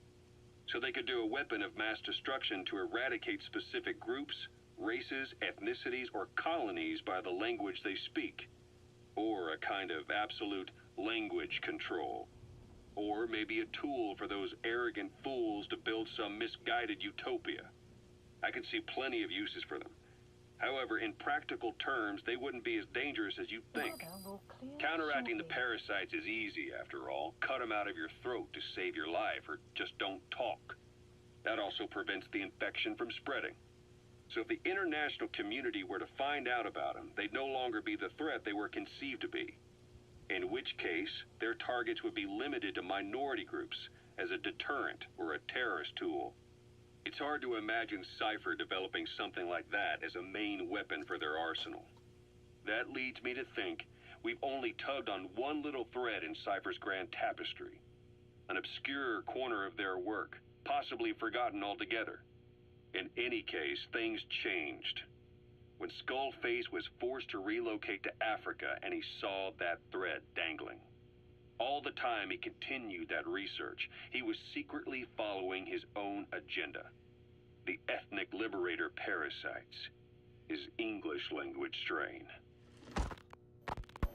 Skullface said there were only 3 samples of the English language strain parasite, and I think we can believe him. Bringing his ethnic liberator's plan to fruition depended on creating an English version of the vocal cord parasites at all costs. But an English strain would have been useless to Cypher. Worse, it could have destroyed everything they'd built. It was the one type they couldn't allow. That means Skullface was forced to develop his English strain out of sight of Cypher's network. Naturally, he couldn't use the greenhouse facility Cypher had set up and filled with guinea pigs. Skullface must have found some secret place to create his precious few English parasites, hiding all evidence like a man cheating on his wife. Somewhere, an entirely standalone environment. And when his plan entered its final phase, he must have made the place disappear. Some little room, could be anywhere, but now nowhere at all. We'll never know where he did it, but to elude Cypher's surveillance, it couldn't have been big. I believe Skullface was telling the truth. There were only ever 3 samples of the English language strain. Why activate Sahelanthropus in Afghanistan? This is how Skullface wanted things to play out. The Soviet Union secretly develops a new type of nuclear weapon and successfully deploys it in Afghanistan. Revealing the existence of Sahelanthropus results in a return to the glory days of the Cold War. The threat it poses reignites the nuclear arms race between the world's major powers. The demand for nuclear weapons increases around the globe. What if you then introduced a nuclear weapon anyone could get their hands on? Non-nuclear nations, militant groups of all shapes and sizes, they'd all jump at the chance. Sahelanthropus was a marketing tool to sell nukes all around the world. But I think it's safe to say that plan was stamped out before it got up and running. The world's intelligence agencies never did turn up anything conclusive on it. After all, Sahelanthropus vanished before word could spread. Everything that's happened is already a fading memory, never to join the pages of history. Except for Cypher. Cypher won't forget. They'll already be working on something, quietly, beneath the surface. They'll use the pieces of data scraped together from this incident to build their own bipedal weapon. It'll take them a long time to complete it, but for now, the greed sector have found their new life's work. We'll have to be ready too. The ethnic cleansers that Code taught. Hewitt's dug up some interesting facts about our skull-faced friend. 9 years ago, he was exiled to South Africa, stripped of political power. The upshot's that he ceased being a serious threat, in Cypher's eyes anyway. They eased up on surveillance, giving him an opening to establish his own military unit, one that answered to his will alone. Those men likely had no idea their orders were coming from Skullface. They probably didn't even know the organization was a part of Cypher at all. Anyway, it was in South Africa where he found renewed interest in parasites. And when he discovered the vocal cord parasites, he began to make his plan. Wipe the English language out of existence. Free the world, not by taking men's lives, but by taking their tongues. In his eyes, the greatest symbiotic parasite the world's ever known isn't microbial. It's linguistic. Words are what keeps civilization, our world, alive. There was something Skullface said. America is made up of many peoples, but those peoples never mix. Quite so. One nation, home to hundreds of different ethnic groups, many of whom stick to their respective living areas. Little colonies, not interacting with other groups, going out of their way to avoid one another, their land, organizations, relationships.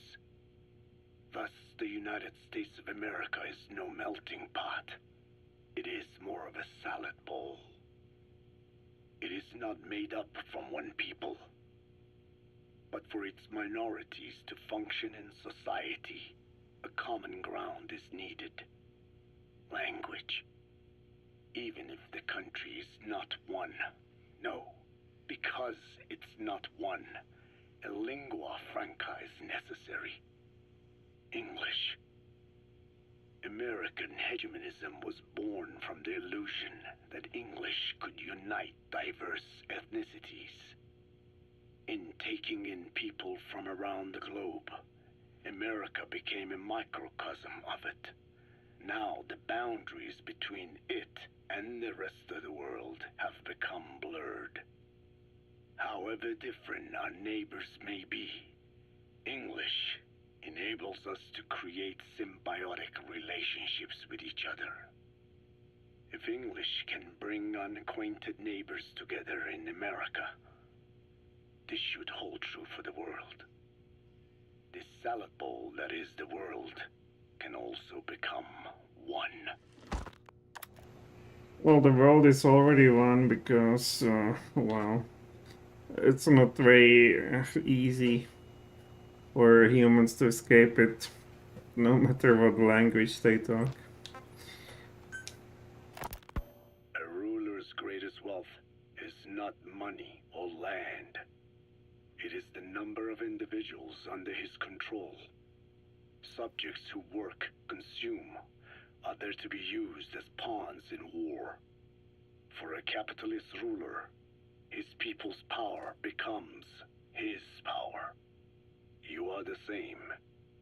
With your diamond dogs, you spin it with your speeches. But what you're doing is bringing as much talent as you can into your little domain.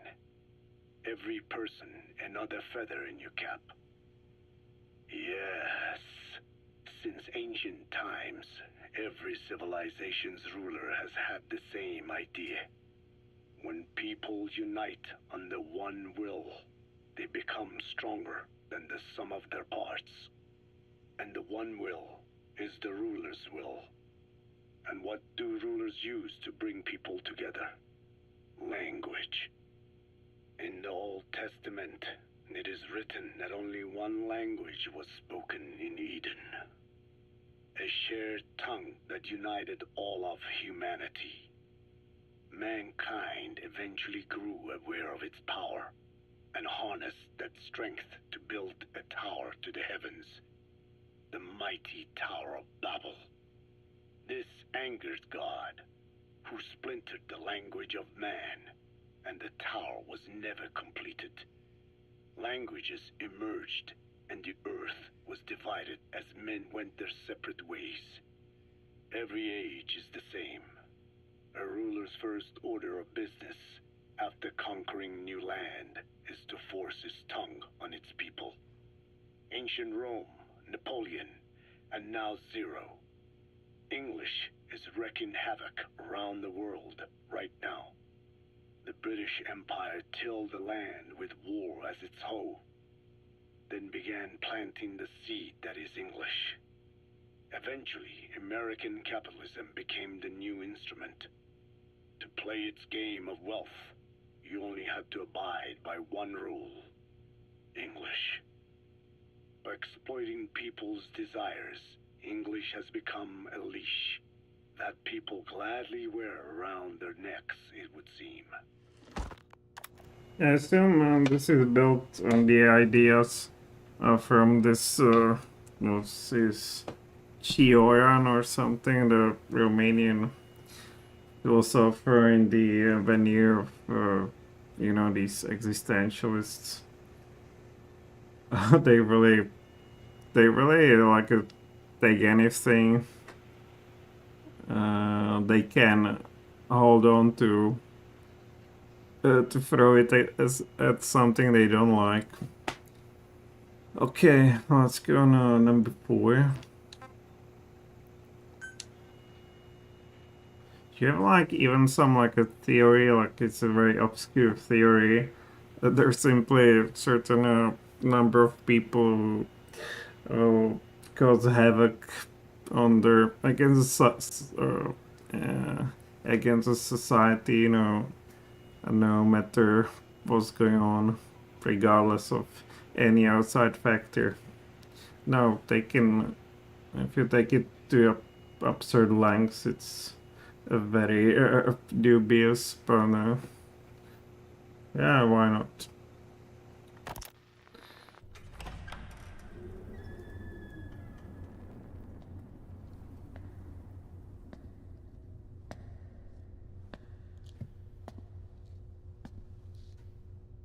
Ya'at e.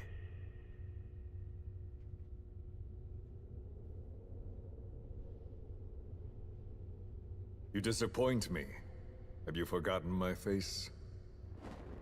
Leave me be. You won't respond to anyone else, so I figured it must be me you wanted to see. But now you won't even look at me. Have I not suffered enough? Not until you've eased my suffering first. To tell you the truth, old man, I'm in a bit of a bind. It's about your children. You know what I mean? The parasites. The ones that infect a man's throat, killing him if he speaks their language. They must not be allowed to multiply. You are allowed to live only in order to help me. But you don't want to, do you? So why not choose death instead? Because you want to protect the Diné and their land from me. That's your purpose, isn't it? Don't lose sight of that now. It's in your interest to cooperate. Because if you don't... Madness. The parasites can't detect your people's tongue. So I'll just have to resort to more heavy-handed means. I have the greatest respect for your people. I would rather avoid such a thing, but we don't always get our way.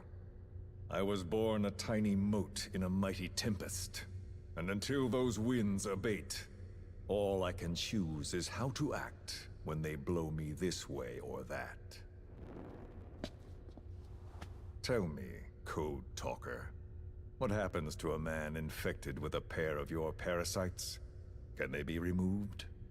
Can the full-blown symptoms be prevented? It is impossible to remove the parasites alone. They have too close an affinity with humans. Then how do you stop the symptoms from developing? All right. I was hoping for an answer now, but perhaps you just need a little more time. I'll be back soon. I've set up shop, not far from here. We'll be seeing a lot more of each other. If you're close by, then it is almost complete. We're in the final phases. All that's left is to see if I can actually disable a nuke, with the help of your metallic archaea. Once that's done, I won't have to return here again, and your suffering will end, as will your people's. We're almost finished, Code Talker, each in our own way. My only regret will be not finishing you. There's nothing stopping you. I'm only alive because you want me that way. Ridiculous. As you wish. My regret is this misunderstanding between us. You and I, our goal is the same. We should be working together. A symbiosis. You do not know my mind. I simply want the Diné bloodline to endure. Really now? You're just another mote in the storm. How you react to all the slings and arrows, that's what counts. That's why you call those squirming monsters your children. What I have done is forbidden. Forgive me, all of you. The world should be left the way it is. You of all men should know that.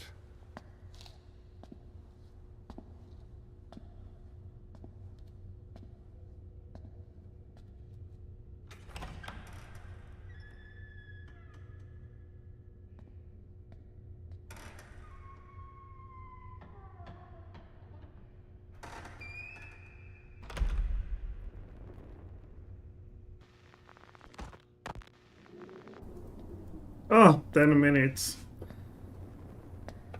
Forgive me, but my schedule has changed. The time for grace and good manners has now run out. Please. Torture will not work on me. Surely you know this. Oh, I have no intention of getting rough with you. You haven't been beaten. Your hands aren't even tied. Just like me, you live in symbiosis with countless parasites. What wounds I might inflict, they'll patch right up. You might feel considerable pain, but I've no doubt you can withstand it. Then what do you plan on doing? I have a soldier standing outside. Nothing special about him, except that he always obeys. I have given him one instruction. Whenever I ring this bell, he passes on a message for me. That message is simply, go. What is this? After that, though, it gets complicated. The message will arrive at a room, a little bigger than this one, nothing special. Some of your people are in this room, surrounded by my men. Enough of this. They pick them at random. No regard for age, gender. In that, I suppose, they're different from you. Not as discriminating. They tied them up, one by one, blindfolded them. We had to maintain order, you understand? You bastard. Go. When they hear that, my men will pick one of your people and infect them with a parasite. Your parasite. It won't work on my people. True. The vocal cord parasite doesn't respond to your language. But what about English? An English strain. It exists. A ring of this bell, and they infect one person.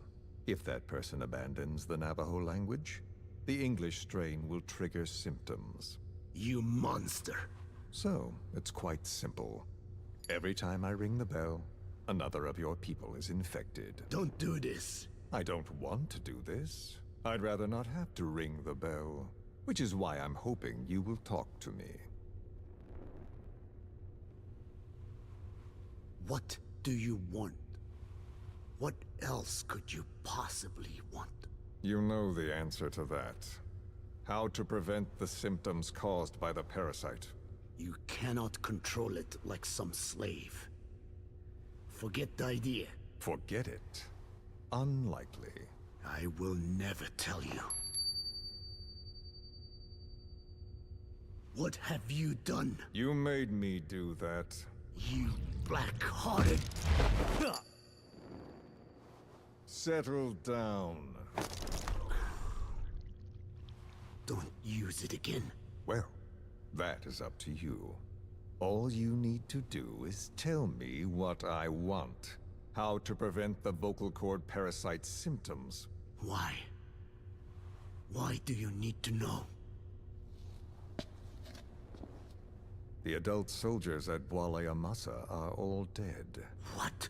The parasite traveled downstream. How? It would appear that he was involved. Another demon who woke up from 9 years of slumber. As a result, the vocal cord parasite spread through the village. I told you this would happen. It was an unfortunate accident. He is becoming an annoyance. He may stumble upon the truth sooner or later, but I suppose that is really of no consequence. One day, he too will pay for what he has done. Black Anna. The real demon is you. You know, this incident made me realize something. You are right. I should have acted with more humility. These creatures cannot be controlled. All the more reason I require a means to stop them. There is no such way. Oh, really? Wait! Don't ring it again. It is up to you. Out with it! I see now. There must be more to it than that. What? They are in you. You use this land to breed more of my children, And not just here. No. In pursuit of your ethnic cleansers, you sifted through many language strains, finding hosts, breeding more and more. You would have been infected in the process, infected with countless strains.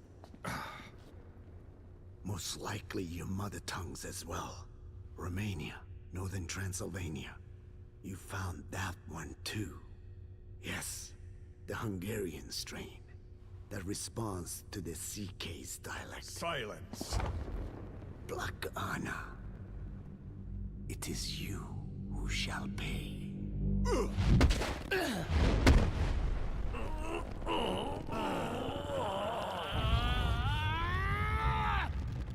Is this your retaliation, old man? Let my people go, and never bother them again.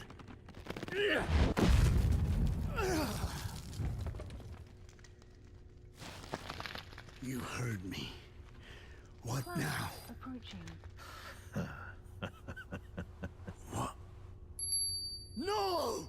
What are you doing? I am not afraid. I probably have every language strain inside of me. Meaning all the world's languages are already lost to me. But that suits me fine. If need be, I myself can produce whatever strain is needed. And that means nothing to you. If you are infected, you can never again speak your mother tongue. Otherwise you will die. As will every one of your countrymen. A few words here and there won't trigger the symptoms. And besides, the time is not yet right to show this face in my homeland.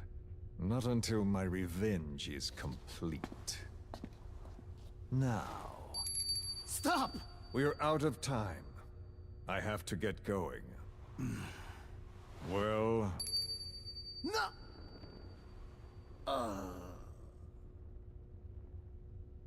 Radiation. It's radiation. Radiation, of course. So it can be used. But how much? I do not know. Radiation denatures their reproductive cells, preventing them from mating. Same principle as the sterilization technique. The reproductive cells are more sensitive to radiation than the rest of the body. But I have not tested it. There is no telling what mutation could result, or how the host may be affected. Not to mention what could happen if this is done post-infection. I don't care. This plan goes into action now. As long as it works, the details can wait. You wouldn't be lying to me, of course, old man. I can guarantee nothing. I owe you my life. My body has been burned on countless occasions, but it survives, thanks to your children. That is why I trust you. Then do not repeat my mistake. What's that?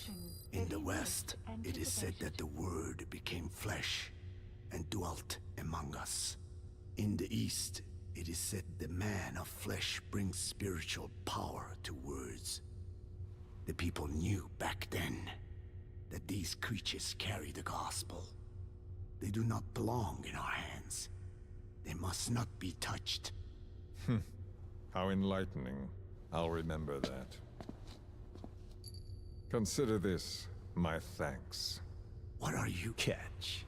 No!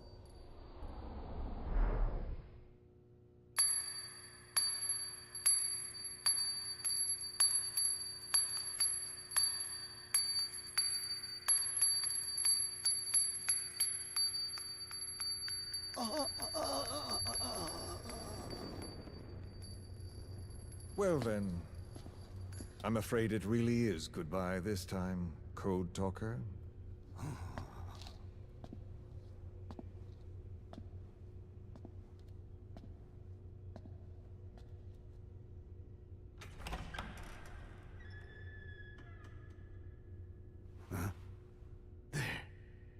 There is no soldier. Huh. Now where did he run off to? Clouds. Guess he wasn't as obedient as I thought. There never was any soldier. So long. You!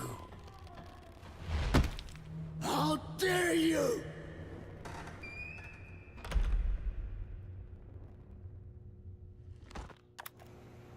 I must say, this was pretty cheap that he immediately fell for this for this intrigue that every time he rings a bell, somebody gets killed. Like there was no proof. He was not standing somewhere in front of them. Like it's going where it's going on. There's no even any suggestion that he witnessed that in the past. And yeah, sense of a plot device, he just automatically assumed it's true and behaved as if he was through it multiple times. It felt off as a bit cheap. Okay, let's go next. Skullface, real name unknown. Born in Hungary, more specifically northern Transylvania, after it reverted to Hungary from Romania. While he was young, the country allied with Germany as part of the Axis powers, but later during the war, it came under Soviet occupation. The Hungarians struggled for independence, but the Soviets came down. Hard. Just like he said, time and again the country was ruled by a foreign tongue.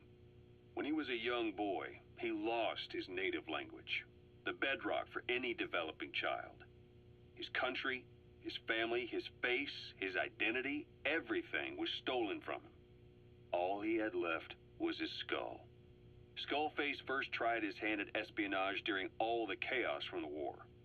Agents, military officials, and soldiers who operated out of Hungary during the war vanished over the course of several months. This Soviet spy hunt rocked the counter-intel world.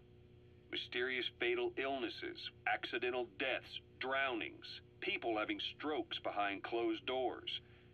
Just like Stalin, no one knew who was behind it. But all you need to do was look for who had the motive. They were all taken out by a man without a face. And now we've got an idea of how he did it too. He'd gotten revenge for his people, but he wasn't finished. Skullface defected to the West, eventually ended up with the SAS. That's where he met Zero. It's possible he began planning this whole thing back then. It's hard to say. In any case, Zero made him his XO. He always did have a thing for oddballs. But this one was set to lead a unit no one else would know about. When Zero created Fox, he also formed XOF as a support team. An unconventional special forces unit designed to support Fox, make it stronger, with Skullface giving the orders. Zero never even told the boss about it, nor the CIA, naturally. If Fox was Zero's silver bullet, XOF was the recoil when he pulled the trigger, just like Newton's third law. While you were with Fox, Skullface was operating behind the scenes, sometimes as your backup, sometimes as a mole or a scout, sometimes as your cleanup crew. Fox's tale, making sure the mission succeeded and that you survived. We only have his word to go on, but Skullface's goal was revenge against those who'd use language to subjugate people. Those corrupting a people's identity by forcing a new tongue on them. Those using the power of language to control information. Naturally, that set his sights on Zero. To Zero, English was simply the most convenient code. But to Skullface, English was a parasite. And by eradicating it, he'd stop the world from being eaten away. If that didn't work, he was ready to see the world scorched by nuclear fire. To save language, culture, and race from annihilation, he was willing to overstep the hands of the doomsday clock. That is, of course, if you believe anything he had to say. Exactly. And somewhere we have, well, this skull face objective, whatever. I expect a bit more from that. And where we have the last one. There's two saw here.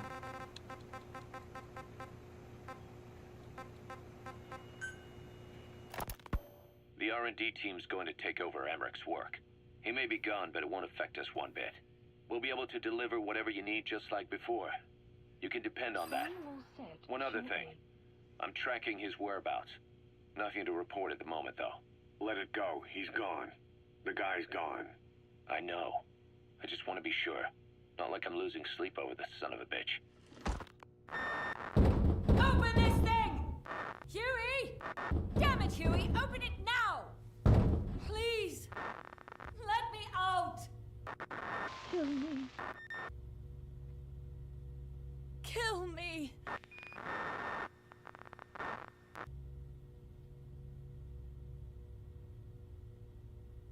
If only I'd tried to get out sooner. Perhaps I'd have made it. Why didn't I stop the hatch from closing? Even if it meant losing an arm.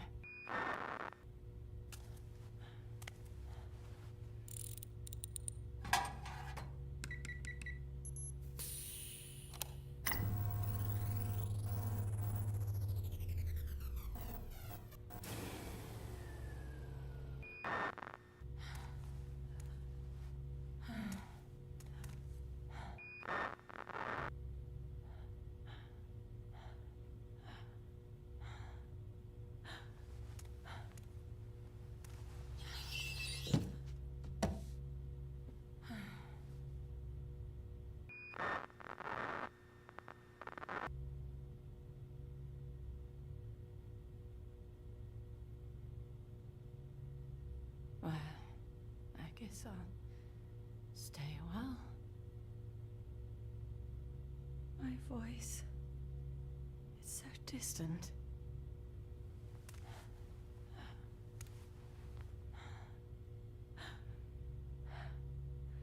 But you can hear me, can't you, Joy?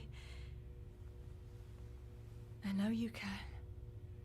You're recording all of this. Deep down in some memory board he'll never find. Duplicating it. Burying it under heaps of meaningless code.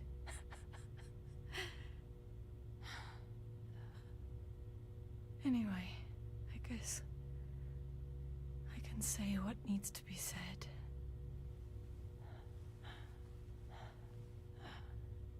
I can still do that much. Talk to you.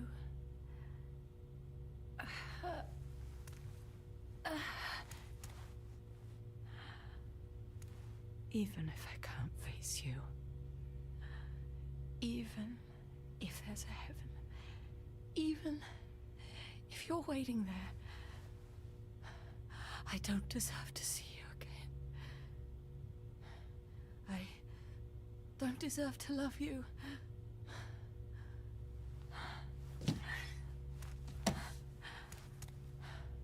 I signed up for Zero's plan.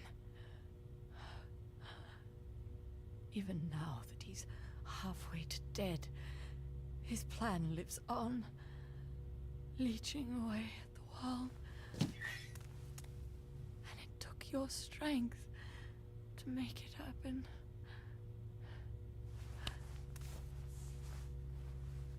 In using you, I put the world in his palm. Once and for all.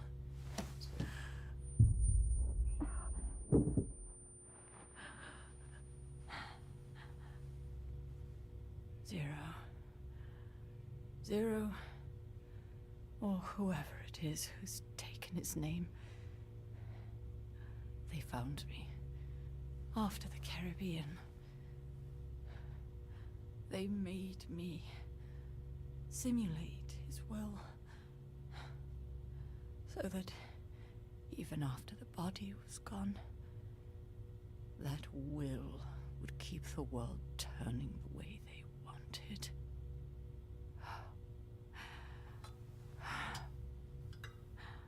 I had no choice.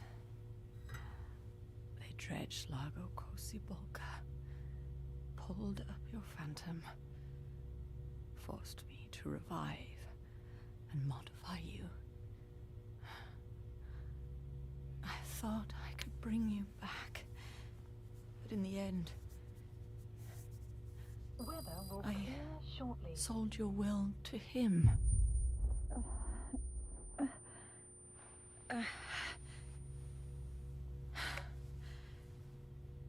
Now this pod is just one big shell.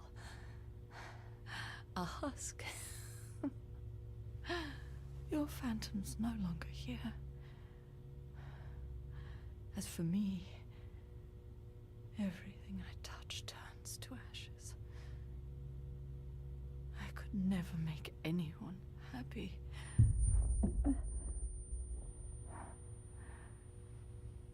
And now I'll never see my son again. But at least Hal's free from his father's hands.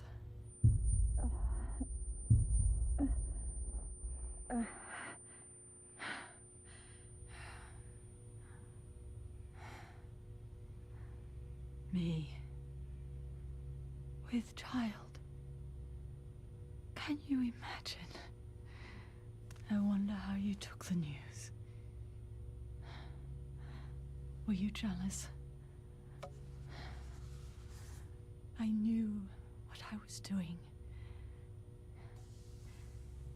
If I could pass your will onto a child I carried, my genes, your meme, a father would be irrelevant. If I did that, that child would be ours.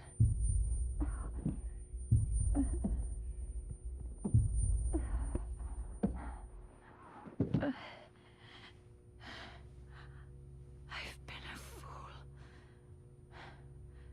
Pride, conceit, baseless theories. Of course, I couldn't see through the dream. The false you I created. I only wanted to pass your will on to the next generation.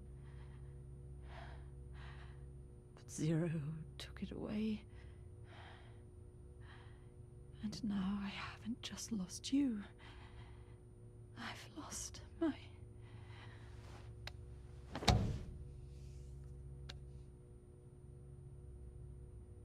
Oh, Hal, can you forgive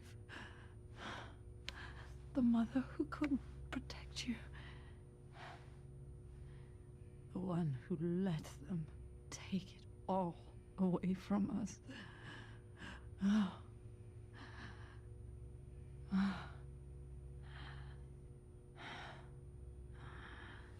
There's still hope. You... the one he took away. He'll never break your will. The will to make this world the way you saw it could be. I buried code, just to be sure. Inside of you, there is an egg. And when someone finds it, when they crack it, there'll be nothing left to stop you. The world you envisioned will become a reality.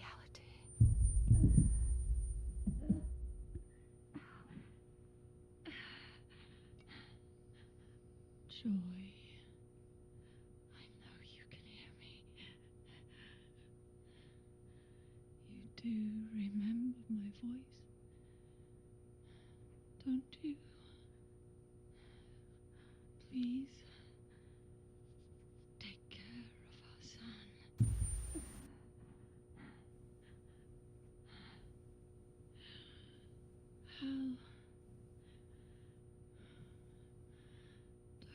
ever be afraid. Whatever happens out there, she'll be watching over you. The system, the framework for your world will protect you. You don't need me. You just need to be strong enough for the both of us.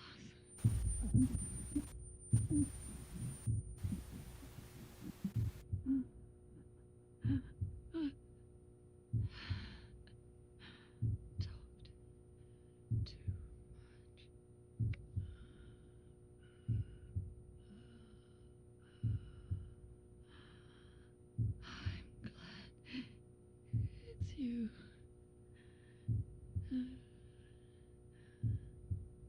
Here at the end, I think I hear your pulse.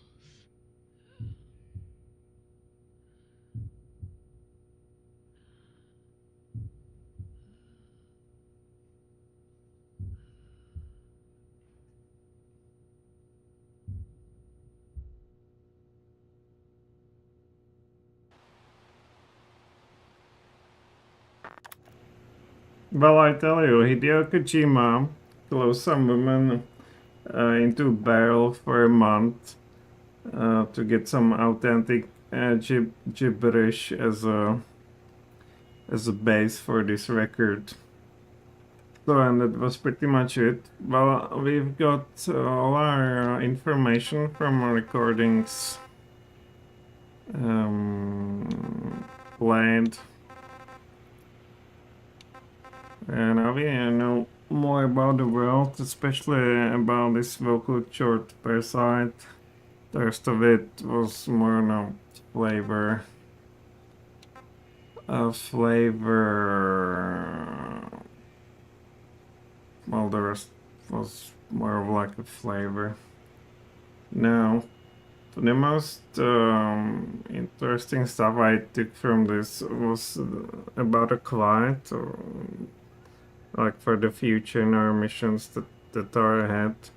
That, of course, she ran away, and she's the only one who can, who is a suspect for this issue that if somebody who's native a language was not English speaks English again, then the parasitical infection will be reignited in our community. So it's probably what's going to happen in these missions.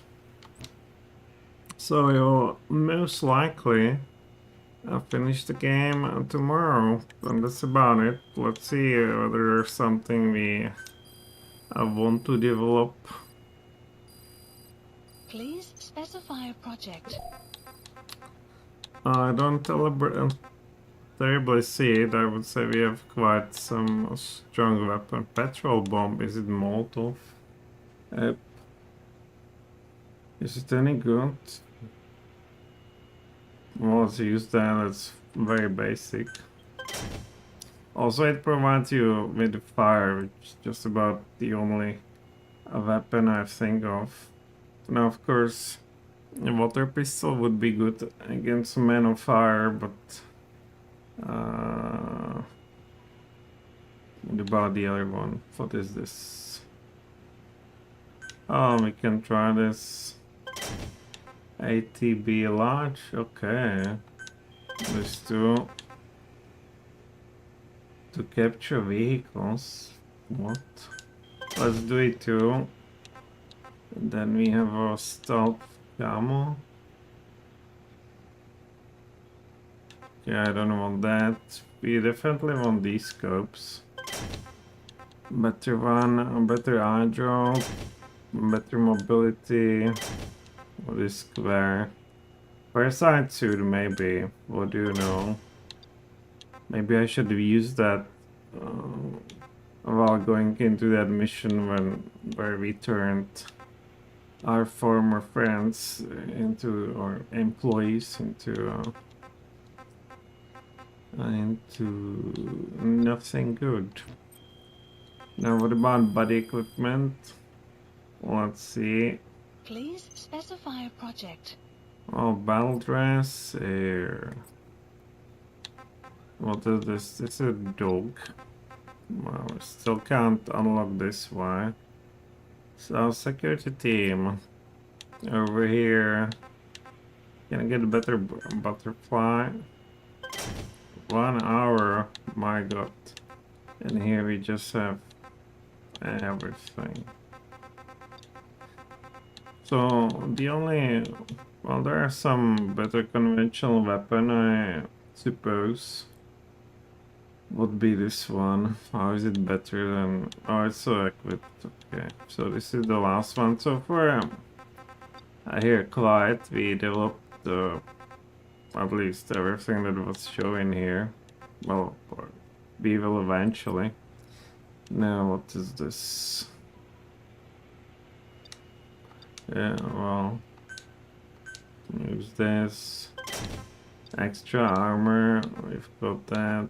Autoloader. Well, intercepted head. What's missing? Security team, a video surveillance specialist we don't have somehow. Yeah, we got legendary Smith. And then nothing. Okay, nothing here. Chopper. Maybe chopper would be useful. Specify a project. One of those. What? Unable to develop any more simultaneously. No, that's just sign. So we will end on a side note. So sad note. If you're still here, then